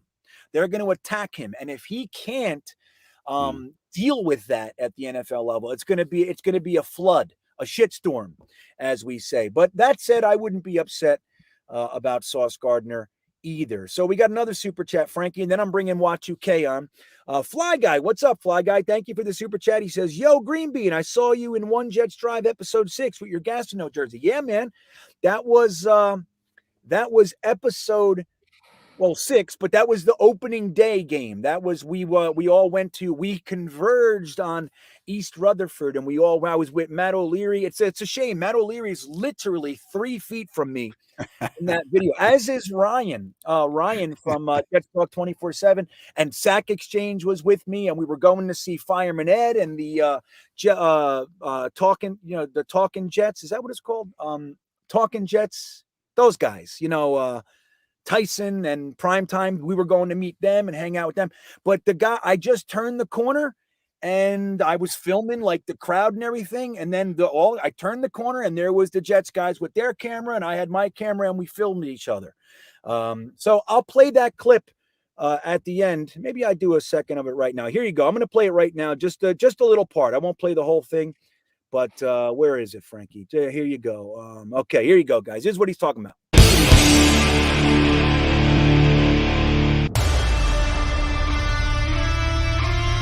High pressure in control. Man, that looks great. Jets! Oh my God, it's so beautiful. 78 degrees, Jets football, and we're winning. That's what's going on today. That's why everybody's so psyched. This isn't no happenstance. This is a guarantee, just like Joe Namath said. See that? There are a few things. Yeah, I was wrong about the win. But you still got a great quote out of it. This ain't no happenstance. It ain't no winning either. But so what? It ain't no happenstance. That's the important what are you part. gonna do? What are you gonna do, Fly Guy? I went in. I was positive. The vibe in the parking lot was exceptional that day. It was one of the best times I had in a parking lot before a Jets game ever. Like it was one of the top, let's say, 3 that I've ever done. It was just such a good time. We hung out with Jetnation and, Phil and the guys over there and Courtney. Then like I said, we went to, I was with Matt and Ryan. I met Richie and Jack from Jets Media. Then we went to Gotham City. Then we went to the Talking Jets guys. We hung out with Fireman Ed and Zack Exchange. It was an amazing day. And we went in there and watched terrible football. After all that goodwill, Zach Wilson comes out and throws 10,000 interceptions, one right after another, and the entire balloon becomes deflated. Unbelievable. It was we knew, I was sitting, and actually I sat with Matt and his lovely girlfriend, Taylor, and we were sitting there together. We were in such a good mood. And within 3 or 4 minutes of that game, we looked at each other and go, yep, we know. This is what it is. We already know. Go. Here we go. Again. It's one of those games. So anyway, but thanks. Yeah, I'm glad you got to see it, man. I was really psyched when that happened. I didn't think they were going to put it on. I thought I just mumbled a bunch of gibberish because it startled me. I just turned around and there they were. So I was like, okay. But I filmed them too. I have the other side of that video.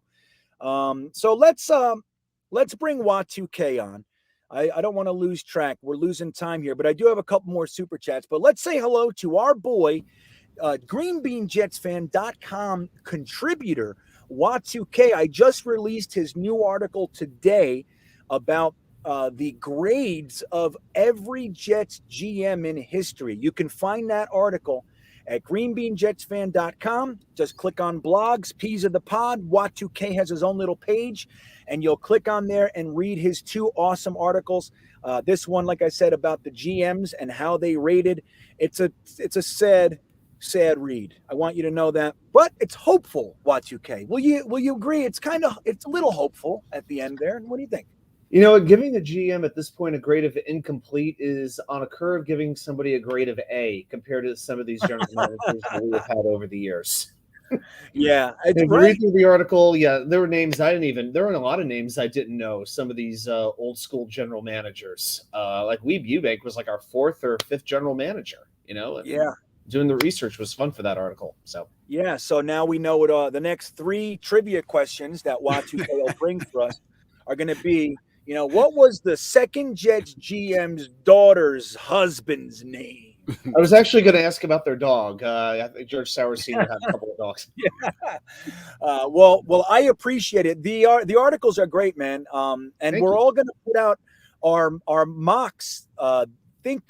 Just like next week, we're going to put out all of our mocks. We got Dom C, Jeremy from NFL Chaos with Jeremy, Wat2K, and Frankie. We're all going to put out our full first round mocks for you guys to enjoy as well. But don't forget to check that out, greenbeanjetsfan.com, under the blog section. So it's really cool. Let me get to this super chat from Derek Spitzer, and then I want to give you your time. Derek Spitzer, thank you, sir. I appreciate it. Super chat. He says, I think more is Tyreek Hill going forward, except he wouldn't break his kid's arm. Ooh, yes. Well, that is one of the things that the Jets focus on is character. It's not just talent. We don't want divas. We don't want crybabies. We want guys, when the going gets tough, they have the makeup to help us get through it. And I think that would extend to his family. And that's an unfortunate thing with Tyreek Hill. But, Wat2K, answer me this. What do you think? You think that that's a good comp? You think Elijah Moore could have a ceiling similar to what Tyreek Hill gives the Chiefs?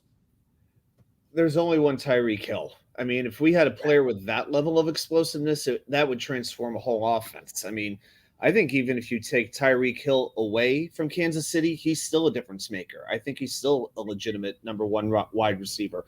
Elijah Moore, could he have that ceiling? He could have a pretty high ceiling, but he has to show that. And the first part of showing that is staying on the field. We've seen his explosiveness. We've seen his route running. We see that he can catch the ball well. He has a lot of great tools, but he has a long way to go. Let's get him to a Pro Bowl first, just like it was announced when he was drafted. Future Pro Bowler Elijah Moore. That's right. How about we get to a Pro Bowl level, then we could talk about being, all pro. How about that? Yeah, that was Lavernius Coles, wasn't it? It was Vernius Coles. Yeah, it was Lavernius. Future Pro Bowler. So Derek Spitzer has a part 2, and I'll throw this to Frankie first. He says, you guys think we have a chance to sign Tyrann Mathieu, the Honey Badger, right? Isn't he the Honey Badger? What do you think, Frankie? We signing this guy? He is the Honey Badger, but he is going to be quite in demand, I believe. And so do we have a chance? Sure. If we wanted to spend all of our cap money on him, we could. But on the other hand, he's probably going to want to go to an immediate winner. He's about to get paid again for the 3rd time, I think it is. And that's unusual. So he's sort of at the tail end of his career. I really don't think he would want to go to a rebuilding team like we are. He probably wants to stay on a guaranteed winner. Like he'll probably stick around in Kansas City or go to some team that's a right now Super Bowl contending team. I would think that would be his preference. So could we get him? Sure, we could. If you throw enough money at somebody, they'll come. But other than that, he probably wants to play for a Super Bowl contender right now, I would think. No, I think at the end of players' careers, they're looking to go play on a loser, aren't they? Isn't that the way? Yeah. Let me go. That's why Jacksonville gets all the big free agents. Yeah. Jacksonville's going to sign Dalton Schultz. Just watch. But that's why, Yeah, that's why I think we got to look for value. So, like at safety, I like Justin Reed because he's going from Houston, to New York. That's something he might be interested in. A guy like Justin Reed. So you got to look at their circumstances. He might want to make his mark in New York, Justin Reed. Whereas Tyrann Matthews, he's the top of the tippity top. He's the very best. Like you're not gonna. Yeah, and to think he played the first 5 years of his career in Arizona. Then he went to Houston. Now he's played the last 3 years in Kansas City. He already knows what it's like to play for a woe-begone franchise. Two of them, actually. So he has that experience already. And he's still only 29 years old. I mean, it feels like he's been around a long time, but he hasn't even hit 30 yet. So he might have a few years left in the league. That's interesting. Yeah, it's like in my recent video, I put out that maybe the Jets want to sign Dante Fowler. And I was surprised. I'm like, he's 27? Like, the guy, I feel like he's like at the end of, I feel like he's 34. And he's 27 years old. So, some of these guys aren't as old as you think. So Tyrann Mathieu's probably got quite a few years left. Like Frankie said, I think he's going to be expensive. And here's my prediction, though. Dalton Schultz, Cincinnati Bengals. That's where he's going. And that's what I think will happen. You heard it here first, or maybe you heard it here third. Whenever you heard it, I said it, and that's where it goes. So Y2K, what do you got for us tonight, man? Anything interesting? I decided to do, I was looking at the rookie stats a little bit from the quarterbacks this year, and the more I looked at it, the more I was like, there's really nothing here worth sharing. About the only exciting stat that I saw comparing Zach Wilson to other rookie quarterbacks is he finished first among them with 4 rushing touchdowns and 185 rushing yards, which was a pretty high ranking. But the more I looked at it, the more discouraged I got, so I took it a little bit of a different direction. I decided to research some of the past quarterback classes, the notable quarterback classes over the last little while, and look at some of those quarterbacks, look at their rookie numbers, see who did well, see who did not do so well, and see how much of a influence the rookie season had on the rest of their careers. So I'll give you an example on this. I looked really at 3 classes. We won't go through everything, but 83, which is probably the best NFL quarterback draft class of all time. 2004, which was, Eli, Rivers, Roethlisberger, and immortals like J.P. Lossman and Matt Schaub. Can't forget them. Right. And 2012, that was a really interesting class. Andrew Luck, RG3, Ryan Tannehill, Brandon Weeden, Brock Osweiler, and Russell Wilson. Those were the first 6 quarterbacks taken that season. I thought that was pretty crazy. But what I did is I looked at quarterbacks who played in the first year. I didn't want a quarterback who sat out a couple of seasons or even a year like Aaron Rodgers did. So I compared Elway to Marino.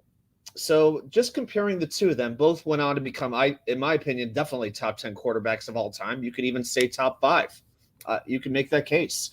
So comparing Elway, who went first overall, his team went 4-6, and the stats were completed 123 passes for 1,663 yards, 7 touchdowns, 14 interceptions, sacked 28 times, and I pulled this stat out, 1 game-winning drive.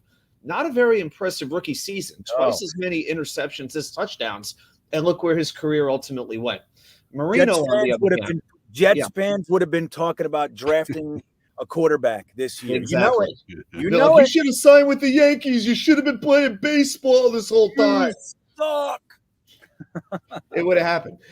So then Marino, by contrast, by the way, you don't want me to give Ken O'Brien's number. I mean, most of his numbers, by the way, were good, but he was sacked 62 times in his first full season. It's even worse than Wilson. But Marino went 7-2, and this was in 9 games before he rewrote the entire record book in 84. 173 for 296, really good completion percentage. 2,210 yards, 20 touchdowns, 6 interceptions, only sacked 10 times, and 2 game-winning drives. So Marino had a pretty notably better season than John Elway, and both turned out to be great.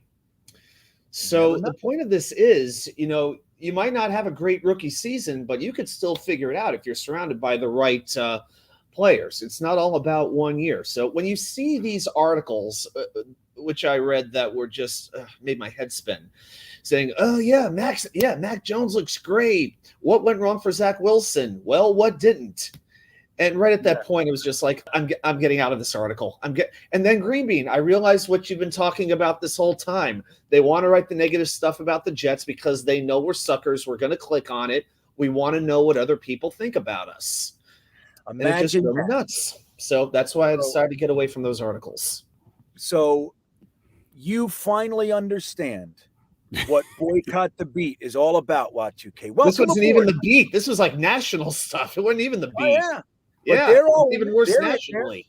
And we got the scroll underneath Boycott the Beat. But listen, over the past 5 years or so, longer, but really 5 years, the national media has realized that all you have to do is write a ridiculous article about the Jets, and thousands of people will flock to it, if only to call you names and yell at you for how dumb you are. But they don't care because it's clicks, it's views, it's readers, it's listeners. They don't care. So every now and then you'll see a national guy just throw out an article. Oh, by the way, I think the Jets are going to trade for Aaron Rodgers. What? Zach Wilson. And that's what we do. And so they know that about us. We got to get smart, Jets fans. We got to get smart out there and not even click on their shit. And the way to start that is Boycott the Beat and just, hey, unfollow Rich Cimini. Unfollow these guys. And then you won't even see their garbage. They're never providing anything good. You want something good, you go to Frankie from Flatbush, Tuesday Newsday, and he's actually giving you real stuff that you can, you can listen to it. It's thought-provoking. That's what you do. You don't go to Rich Cimini because all he wants to talk about is that Zach Wilson and his girlfriend broke up. That's what he wants to talk about. And what does that mean for Zach's future? You know, like, what are you talking about? Cimini's the one who said that Mekhi Becton's eating himself to death too. Like, what is that shit? So anyway, good. I'm glad to have you aboard, Y2K. That's beautiful. Yeah, and the worst is Daniel Kelly. That's the worst one. If you see anything by Daniel Kelly, I call him the mayor of Clown Town. This is the guy who that's how they say it here in Pittsburgh, by the way. This is the guy who said number one priority for the Jets this offseason should be special teams. That's what Daniel Kelly said. So keep that in mind. Did he say special which teams? Position? Like, frontline blocking on special teams? Or what? He said all of special teams, but we should also focus on improving our punts our average punt yardage by 3.5 yards was what we should do. And we should trade draft capital for AJ Cole. That's what we should do to get 3.5 yards more out of our punting. Why do we need 3.5 yards more as opposed to 4 yards more? How do you calculate this exactly? Well, he was comparing Braden Mann to AJ Cole and saying AJ Cole has 3.5 more yards per punt, and every yard counts, doesn't it? And therefore, this is what he came up with. I long for the day when our biggest concern is the punter. This is why I call him the mayor of Clown Town. Well, the good news is we won't have to deal with the punter thing, Y2K, because we have Braden Mann, who is going to be a Jets punter for 21 years. That's what's going to happen. He's going to be our Sean Landetta. You'll see. He'll be here forever. We got to give him a shot too. Anyway, what else you got, Y2K? That was the main thing that I wanted to bring up. I mean, I could go into some of the stuff about the 2012 class or the 2014 class. I guess I'll compare Eli. Well, one of the things I guess I was looking for was a quarterback who started well, but things didn't exactly go very well. And in most of these cases, if they had a good record, I mean, if they started off with a good record, they stayed as a pretty good quarterback. I mean, it actually surprised me to see that Kenny O'Brien was 11-5 in his first full season, but that didn't happen until 1985. So we had some time to be groomed, before he was really playing every game. Let me tell you, there was a minute there where the argument could have been made that Kenny O'Brien was the gem of the 83 draft class. There was a moment that you could have said that. He looked fantastic. Like is being said in the chat, the weakness with the Jets then is we never gave him a great offensive line. We gave him Jim Sweeney. He might have even played with Joe Fields too. I forget. So the Jets have a long history of very, very good centers, which is why this last few years is so odd. But Kenny O'Brien's line, as Y2K is saying, they did not protect him. He had guys like Al Toon and Wesley Walker and Freeman McNeil and Mickey Schuler. We had the weapons, but O'Brien was laying on his back far too often, and he's another one that got shell-shocked. He was just like, he would go back to pass, and he was expecting to get hit. So what happens to a guy that happens to? He ends up throwing errant passes, getting happy feet, all that stuff. Kenny O was tough, but we killed him. That's what we did. We killed him. So I love Kenny O. I loved Kenny O. That was my quarterback when I was growing up, and I didn't know any better. I hated Marino because of course we hated Marino. But Kenny O'Brien, I didn't know if he was good, great, excellent. I thought he was the best ever because he was on our team and he was throwing the damn ball. And you hadn't seen any other Jets quarterbacks at that time. So what did you have to compare him to? And you didn't really, and I didn't have cable, so I didn't, I watched the Jets game and the Giants games, and that was about it. So I had a very limited knowledge of quarterback play at that time. Yeah, well, me too. And I remember back then, Hess gas stations. If you guys remember, Leon Hess was the owner of the New York Jets and obviously Hess gas stations. You could go into Hess gas stations at the beginning of the season and get these pencil drawings of our team. And I had a Richard Todd and I had a Kenny O'Brien. These pencil drawings, they were like these little poster kind of things, and you get them for free if you buy a little bit of gas. Go, give me $5 regular, and then you'd go get a Jets pencil drawing. And I remember, just like what Frankie said, I thought Kenny O'Brien was the best thing since sliced bread. And like Jay Spector is saying in the chat, that 51-45 Dolphins-Jets game, I remember that game as clear as day. Not all the specifics, but I remember my feelings watching it. Every 3 or 4 minutes, it felt like, oh no, we're going to lose. Oh my God, we're going to win. Oh my God, we're going to lose. It was the most exciting game. And for a little kid like me, if there was any question on me being a Jets fan after that game, it was over. Like, I fell in love with that team that day. And Kenny O'Brien was exciting for a minute, man. We had some good stuff. But as we know, nobody knows about Kenny O except us because he sucked. Somebody, and somebody said in one of our previous videos, GreenBean, that we were talking about why the Jets colors are green and white. Yeah. And they reminded us it was because of the Hess gas stations. I don't know if that's true. It is. Then I thought, did Leon Hess own the team when they made that decision all the way back when? Well, he was part owner. He became sole owner, and later on he started buying everybody else out. Oh. Yeah, but Sonny Werblin was the original owner right up until around the Super Bowl, I believe. Well, let me just tell you this. I just Googled, why are the Jets? And the next thing that came up was, you want to take a guess on what it was? Green and white. So bad. I see. Yep, I got it too. So bad. Yeah, that's what it was. Yeah. So bad. I just said, why are the Jets? And it filled it for autofill, said, so bad. Like, hey, I want to know why they're green, Google. I did get that too. Yeah. Because if you notice, there's very few Jets that are actually green.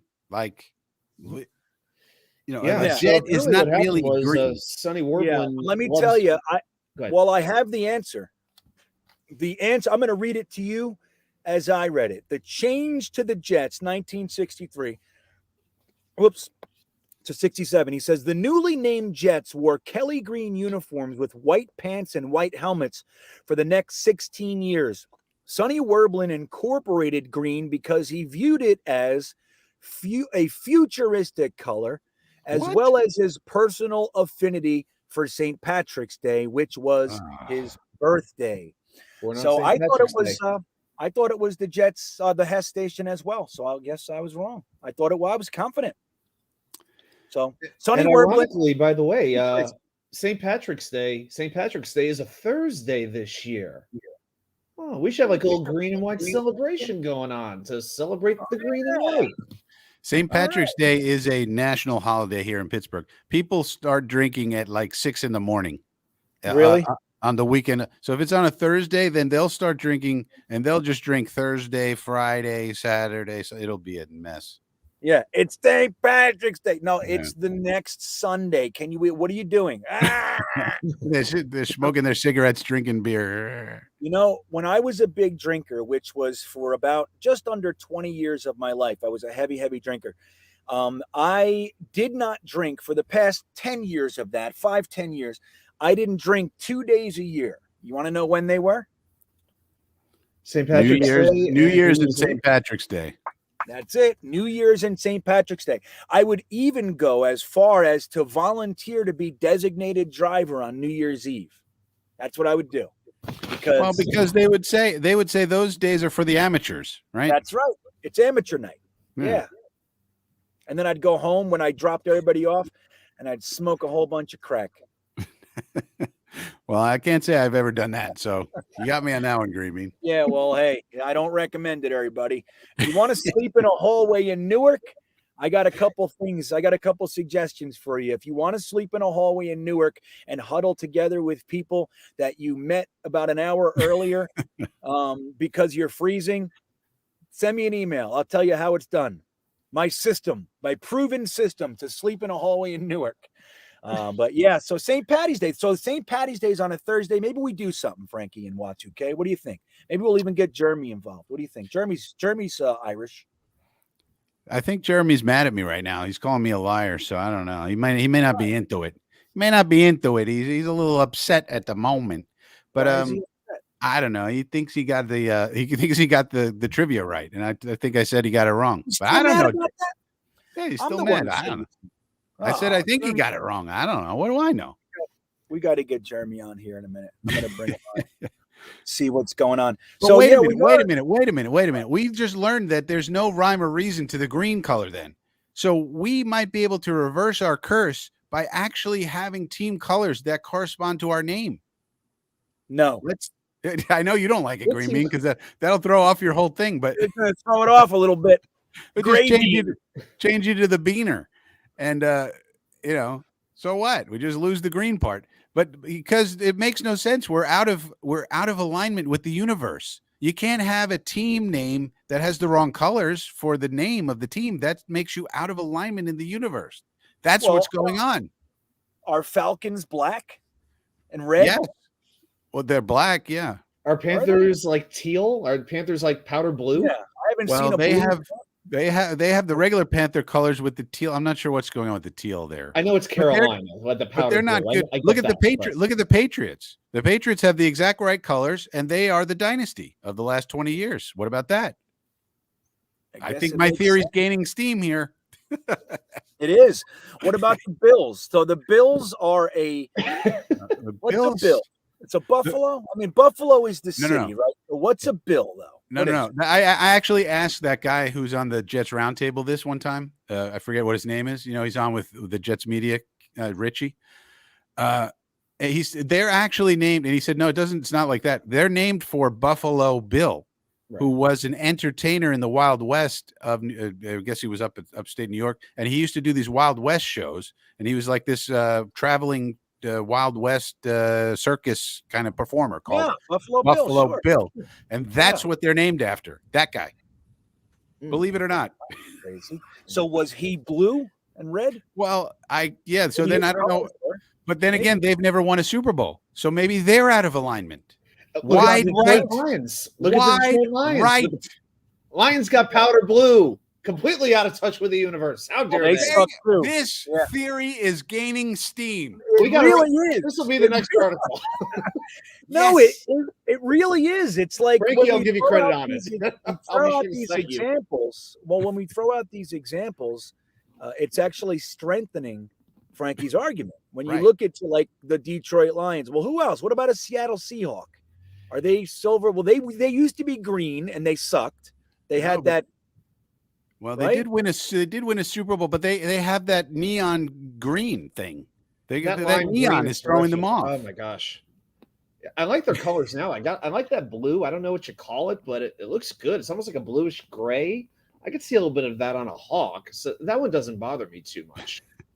So what else we got though? The Cardinals are red. That's good. That works. What do we think about the Cowboys? I mean, we're in navy silver. I don't know how to feel about that one. And Cadoza's thing about the Steelers, but the Steelers, Cadoza, you said you were in Pittsburgh for St. Patrick's Day, Cadoza. Well, if you notice, all of the professional teams in Pittsburgh have the same colors. How about that? Black and yellow. Right. That makes sense too. I like that. Well, the Eagles, I haven't seen any green Eagles, but they won a Super Bowl not that long ago. All All right, this theory's not working too much. Well, it's like flat Earth. Like there's a lot of things you can say to support it, but ultimately it probably has nothing to do with it, right? All right. Ultimately. God damn it. But The Stupid Vikings, reality. Bob mentioned the Vikings. That's a good one. Yeah, that's a tough one to overcome. The Vikings. Why are they purple?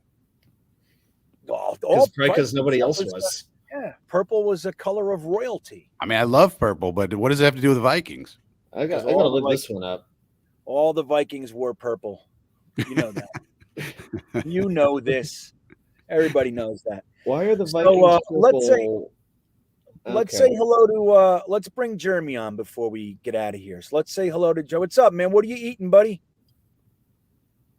Oh, you're on mute. What am I eating? I'm actually gonna go get. I'm gonna actually go get myself a manager. Went to University of Washington. Okay, hold on. Wait, what? What'd you say? I said I was actually gonna go get myself a burrito, but I'm gonna eat late because we had a late lunch. What'd you have for lunch? In-N-Out Burger. Oh, In-N-Out. Nice. Did you get secret menus? What's up with In-N-Out French fries? Why do they have great hamburgers but terrible French fries? That's what I'd like to know, Jeremy, from your perspective. Because they don't double fry; they make them fresh. So when they cut them, they put them right in the fryer and take them out. And the way to make good French fries is they have to be twice cooked. You have to par cook them and cook them again to crisp them. So a lot of people, because Chick-fil-A started opening up out here. So it's very common for people to go to Chick-fil-A to get their waffle fries and then go to In-N-Out to get their burgers because the fries are so bad. Is that why the damn lines are so long? I'm sick of it. Why is there 800 people outside of a Chick-fil-A? Look, as much as I can't say a negative thing about Chick-fil-A, but I can tell you there is no reason to wait for an hour in line at a Dude, it's a chicken sandwich. That's it. And good fries. Yeah, they're okay. Good sauce. I didn't expect Jeremy to actually know that. That's pretty impressive. I mean, actually know that right off the top of your head. That's pretty good. Well, he's not right. I mean, you don't have McDonald's. It sounded good. What do I know? McDonald's doesn't do that. Yes, they do. McDonald's gets them pre-cooked. When they're frozen, they're already been cooked once. Are we sure they're even potatoes? Well, there you go. I was going to say, because I worked at a McDonald's and we cooked once, baby. That's interesting. Okay, maybe he's right. So, yeah, Stud City says they need to be blanched. So there you go. Blanched in the oil. Get them started. Yeah. Yeah. So anyway, I hope you guys enjoyed tonight's show. As you know, I'm in my pickup truck in a Walmart parking lot because that's the only place I can get internet. I'm using a little internet hotspot for you guys, but it seemed to be working out. We had a few minutes in there that people said it was a little spotty, but hopefully we came around the bend and it got a little bit better for you guys. I hope you enjoyed the guest, Glenn Naughton, again from Jetnation.com. One of the OGs in Jets podcasting. He's been doing it before everybody. You name it, he's first. You name a guy, Glenn Naughton was before him. So he's been doing it a long time, and I'm grateful that he was able to be here. Frankie, what do you got going on? Well, tomorrow actually drops a video on my channel that where I find some cap space. So I take my $48 million and I cut some dudes, figure out how to get enough cap space, and you can find out who it is we sign with that money if you watch the video tomorrow. There you go. So everybody, that's Frankie from Flatbush on YouTube. You can find his link in the description below. Don't be afraid to click it. It takes you right there. We call that, it used to be called a hyperlink. Why did they call it that? Because it was so fast. You were in this world and one click and you're in a different world. So if you want to do that, click on Frankie's link. It'll take you there. Jeremy, what do you got going on? You got anything big coming up? Big? I don't know about big. I'm going to see if I can do my Friday thing tomorrow, but it might I usually do a mock, but it'll be very late because I think we have an anniversary dinner here. So that's the sucky thing about being on the West Coast. If I get delayed at all and can't go on, it ggets really late, obviously, in the East Coast. So. Right. We'll see if I'm able to make it. And then I've been doing sporadic stuff, but as far as that, it's unpredictable when I'm going to jump on. But every Wednesday, that's my predictable time slot. Every Wednesday night. Okay, Wednesday night. And that's a good one. Y2K, anything going on with the Virginia Jets fan club? We just did a polar plunge this past weekend. Yeah. The less said about that, the better. No, it was a great time. But yeah, the less do you want to do some trivia before we get out of here? Oh, I forgot all about it. Yes, I do. Let's wrap this one up with a good old-fashioned trivia question. All right. Okay, so I think John Nolte had requested an 80s question, but unfortunately he requested it tonight. So next week I will try to go 80s. Now, we spent some time talking about the offense, and no doubt we want to have a potent offense next season, just like we did back in 2015. You remember 2015. That was the season when we had a dynamite passing offense. We had Brandon Marshall. He scored 14 touchdowns. Eric Decker, another wide receiver, he scored 12 touchdowns. But did you know only 2 other Jets scored multiple receiving touchdowns for the season? Can you name them? So what do you mean multiple touch? So double-digit touchdowns? Is that what you mean? No, I mean multiple touchdowns. I mean 2 or more for the entire 16-game season. So 2 touchdowns a game for the whole year. 2 touchdowns total. I mean the entire season. Only 2 other Jets besides Marshall and Decker had 2 touchdowns or more receiving for the whole year. David those Clowney, 2 players? David Clowney and Jeremy Curley. What do you got? Okay. No? Okay. All right, guys, you heard it.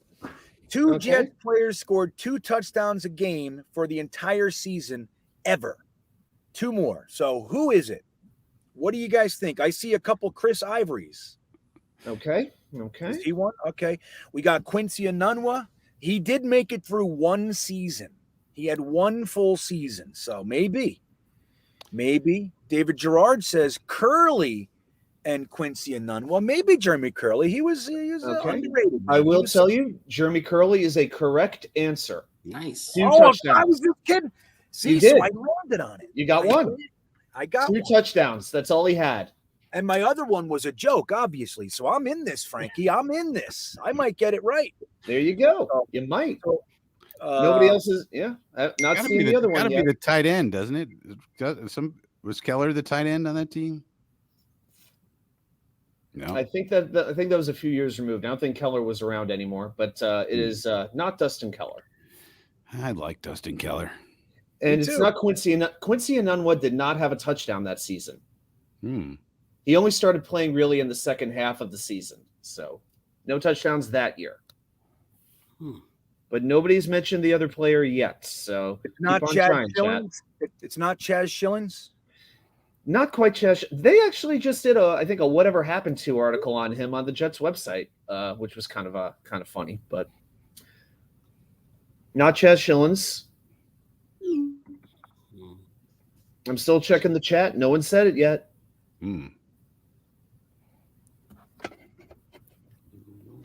Let's see. So, can it be a quarterback? I just said a Jets player. I didn't mention a specific position. There it is. New York Jets tails got it. That's Ryan Fitzpatrick. That's what it is. Of course, right? No, it's not Ryan Fitzpatrick. Probably. It's probably a defensive player who they put in to block and rolled him out. So you're saying like Connor McDermott lightning struck twice, huh? The old Connor McDermott, the old refrigerator Perry. Oh, somebody got it. John Post got it right. John Post. John Post got it. The mailman. Pal. He looked it up. The postman looked it up. Bilal Powell, 2 touchdowns. No, he didn't. He didn't look it up. So it was a running back. Wow. You wouldn't think it was Powell, but yep. He and Curley had 2 touchdowns receiving each for the year. Marshall had 14. Decker had 12. Nobody else had more than 1 touchdown in 2015 receiving during the entire season. How about that? How the hell how does no tight end get that's not good. Enough said. We don't have them. We didn't have a tight end. We didn't have a good tight end. We had Cumberland maybe at that time. Look, Cumberland. I want to wrap this show by just saying this. It is the year. This no tight end crap has to stop. Agreed. Now. Yes. Right? It's my favorite position on the whole damn team, and we never have one. Sign 1, draft 2, pick up 1 as a UDFA, bring them all here. Get everything. Right. That's right, man. And develop them, play them, build them, use them, the whole thing. Give Zach Wilson that outlet that so many quarterbacks in NFL history have all but relied upon. To let somebody block these ends instead, so that Zach Wilson doesn't turn around and he's getting sacked right in his face. How about that? Man. Like Paris says, the last Pro Bowl tight end that we had was Mickey Schuler in 1988. That is atrocious. Who has been running this operation? Any one of us that could have done better. Before we go, guys, I want to remind you about my Patreon. It helps to support the channel, and you keep me out here doing what I love to do, which is making content for you guys. The link is in the description of the video. All sorts of additional content. Level 3, guys, tier 3, even get to co-host my Monday Night Mock with me, and you get a free t-shirt. That's for tier 3. Tier 1 and tier 2 have another list of awesome additional content that you get, and I greatly appreciate it. I want to thank Frankie, Jeremy, and Wat2K. Again, Wat2K's article just got released today on greenbeanjetsfan.com, rating the Jets' history of general managers and how they did. B, C, D, F. Is there an A? I just don't know. So I want to thank him for that. And guys, I want to thank you in the chat. Just the best in the whole wide world. I love you guys, and we're going to get out of here. So have a good night. We will see you next time. Yeah, here we come, baby. Here we come. Here come the Jets, baby. I want to kiss you. Thanks, Joe. Yeah! You want to run or you want to duck down? You want to duck, just go over there and get onto the bench and stay there. You play to win the game. My message for the fans, we're all frustrated with where we are right now.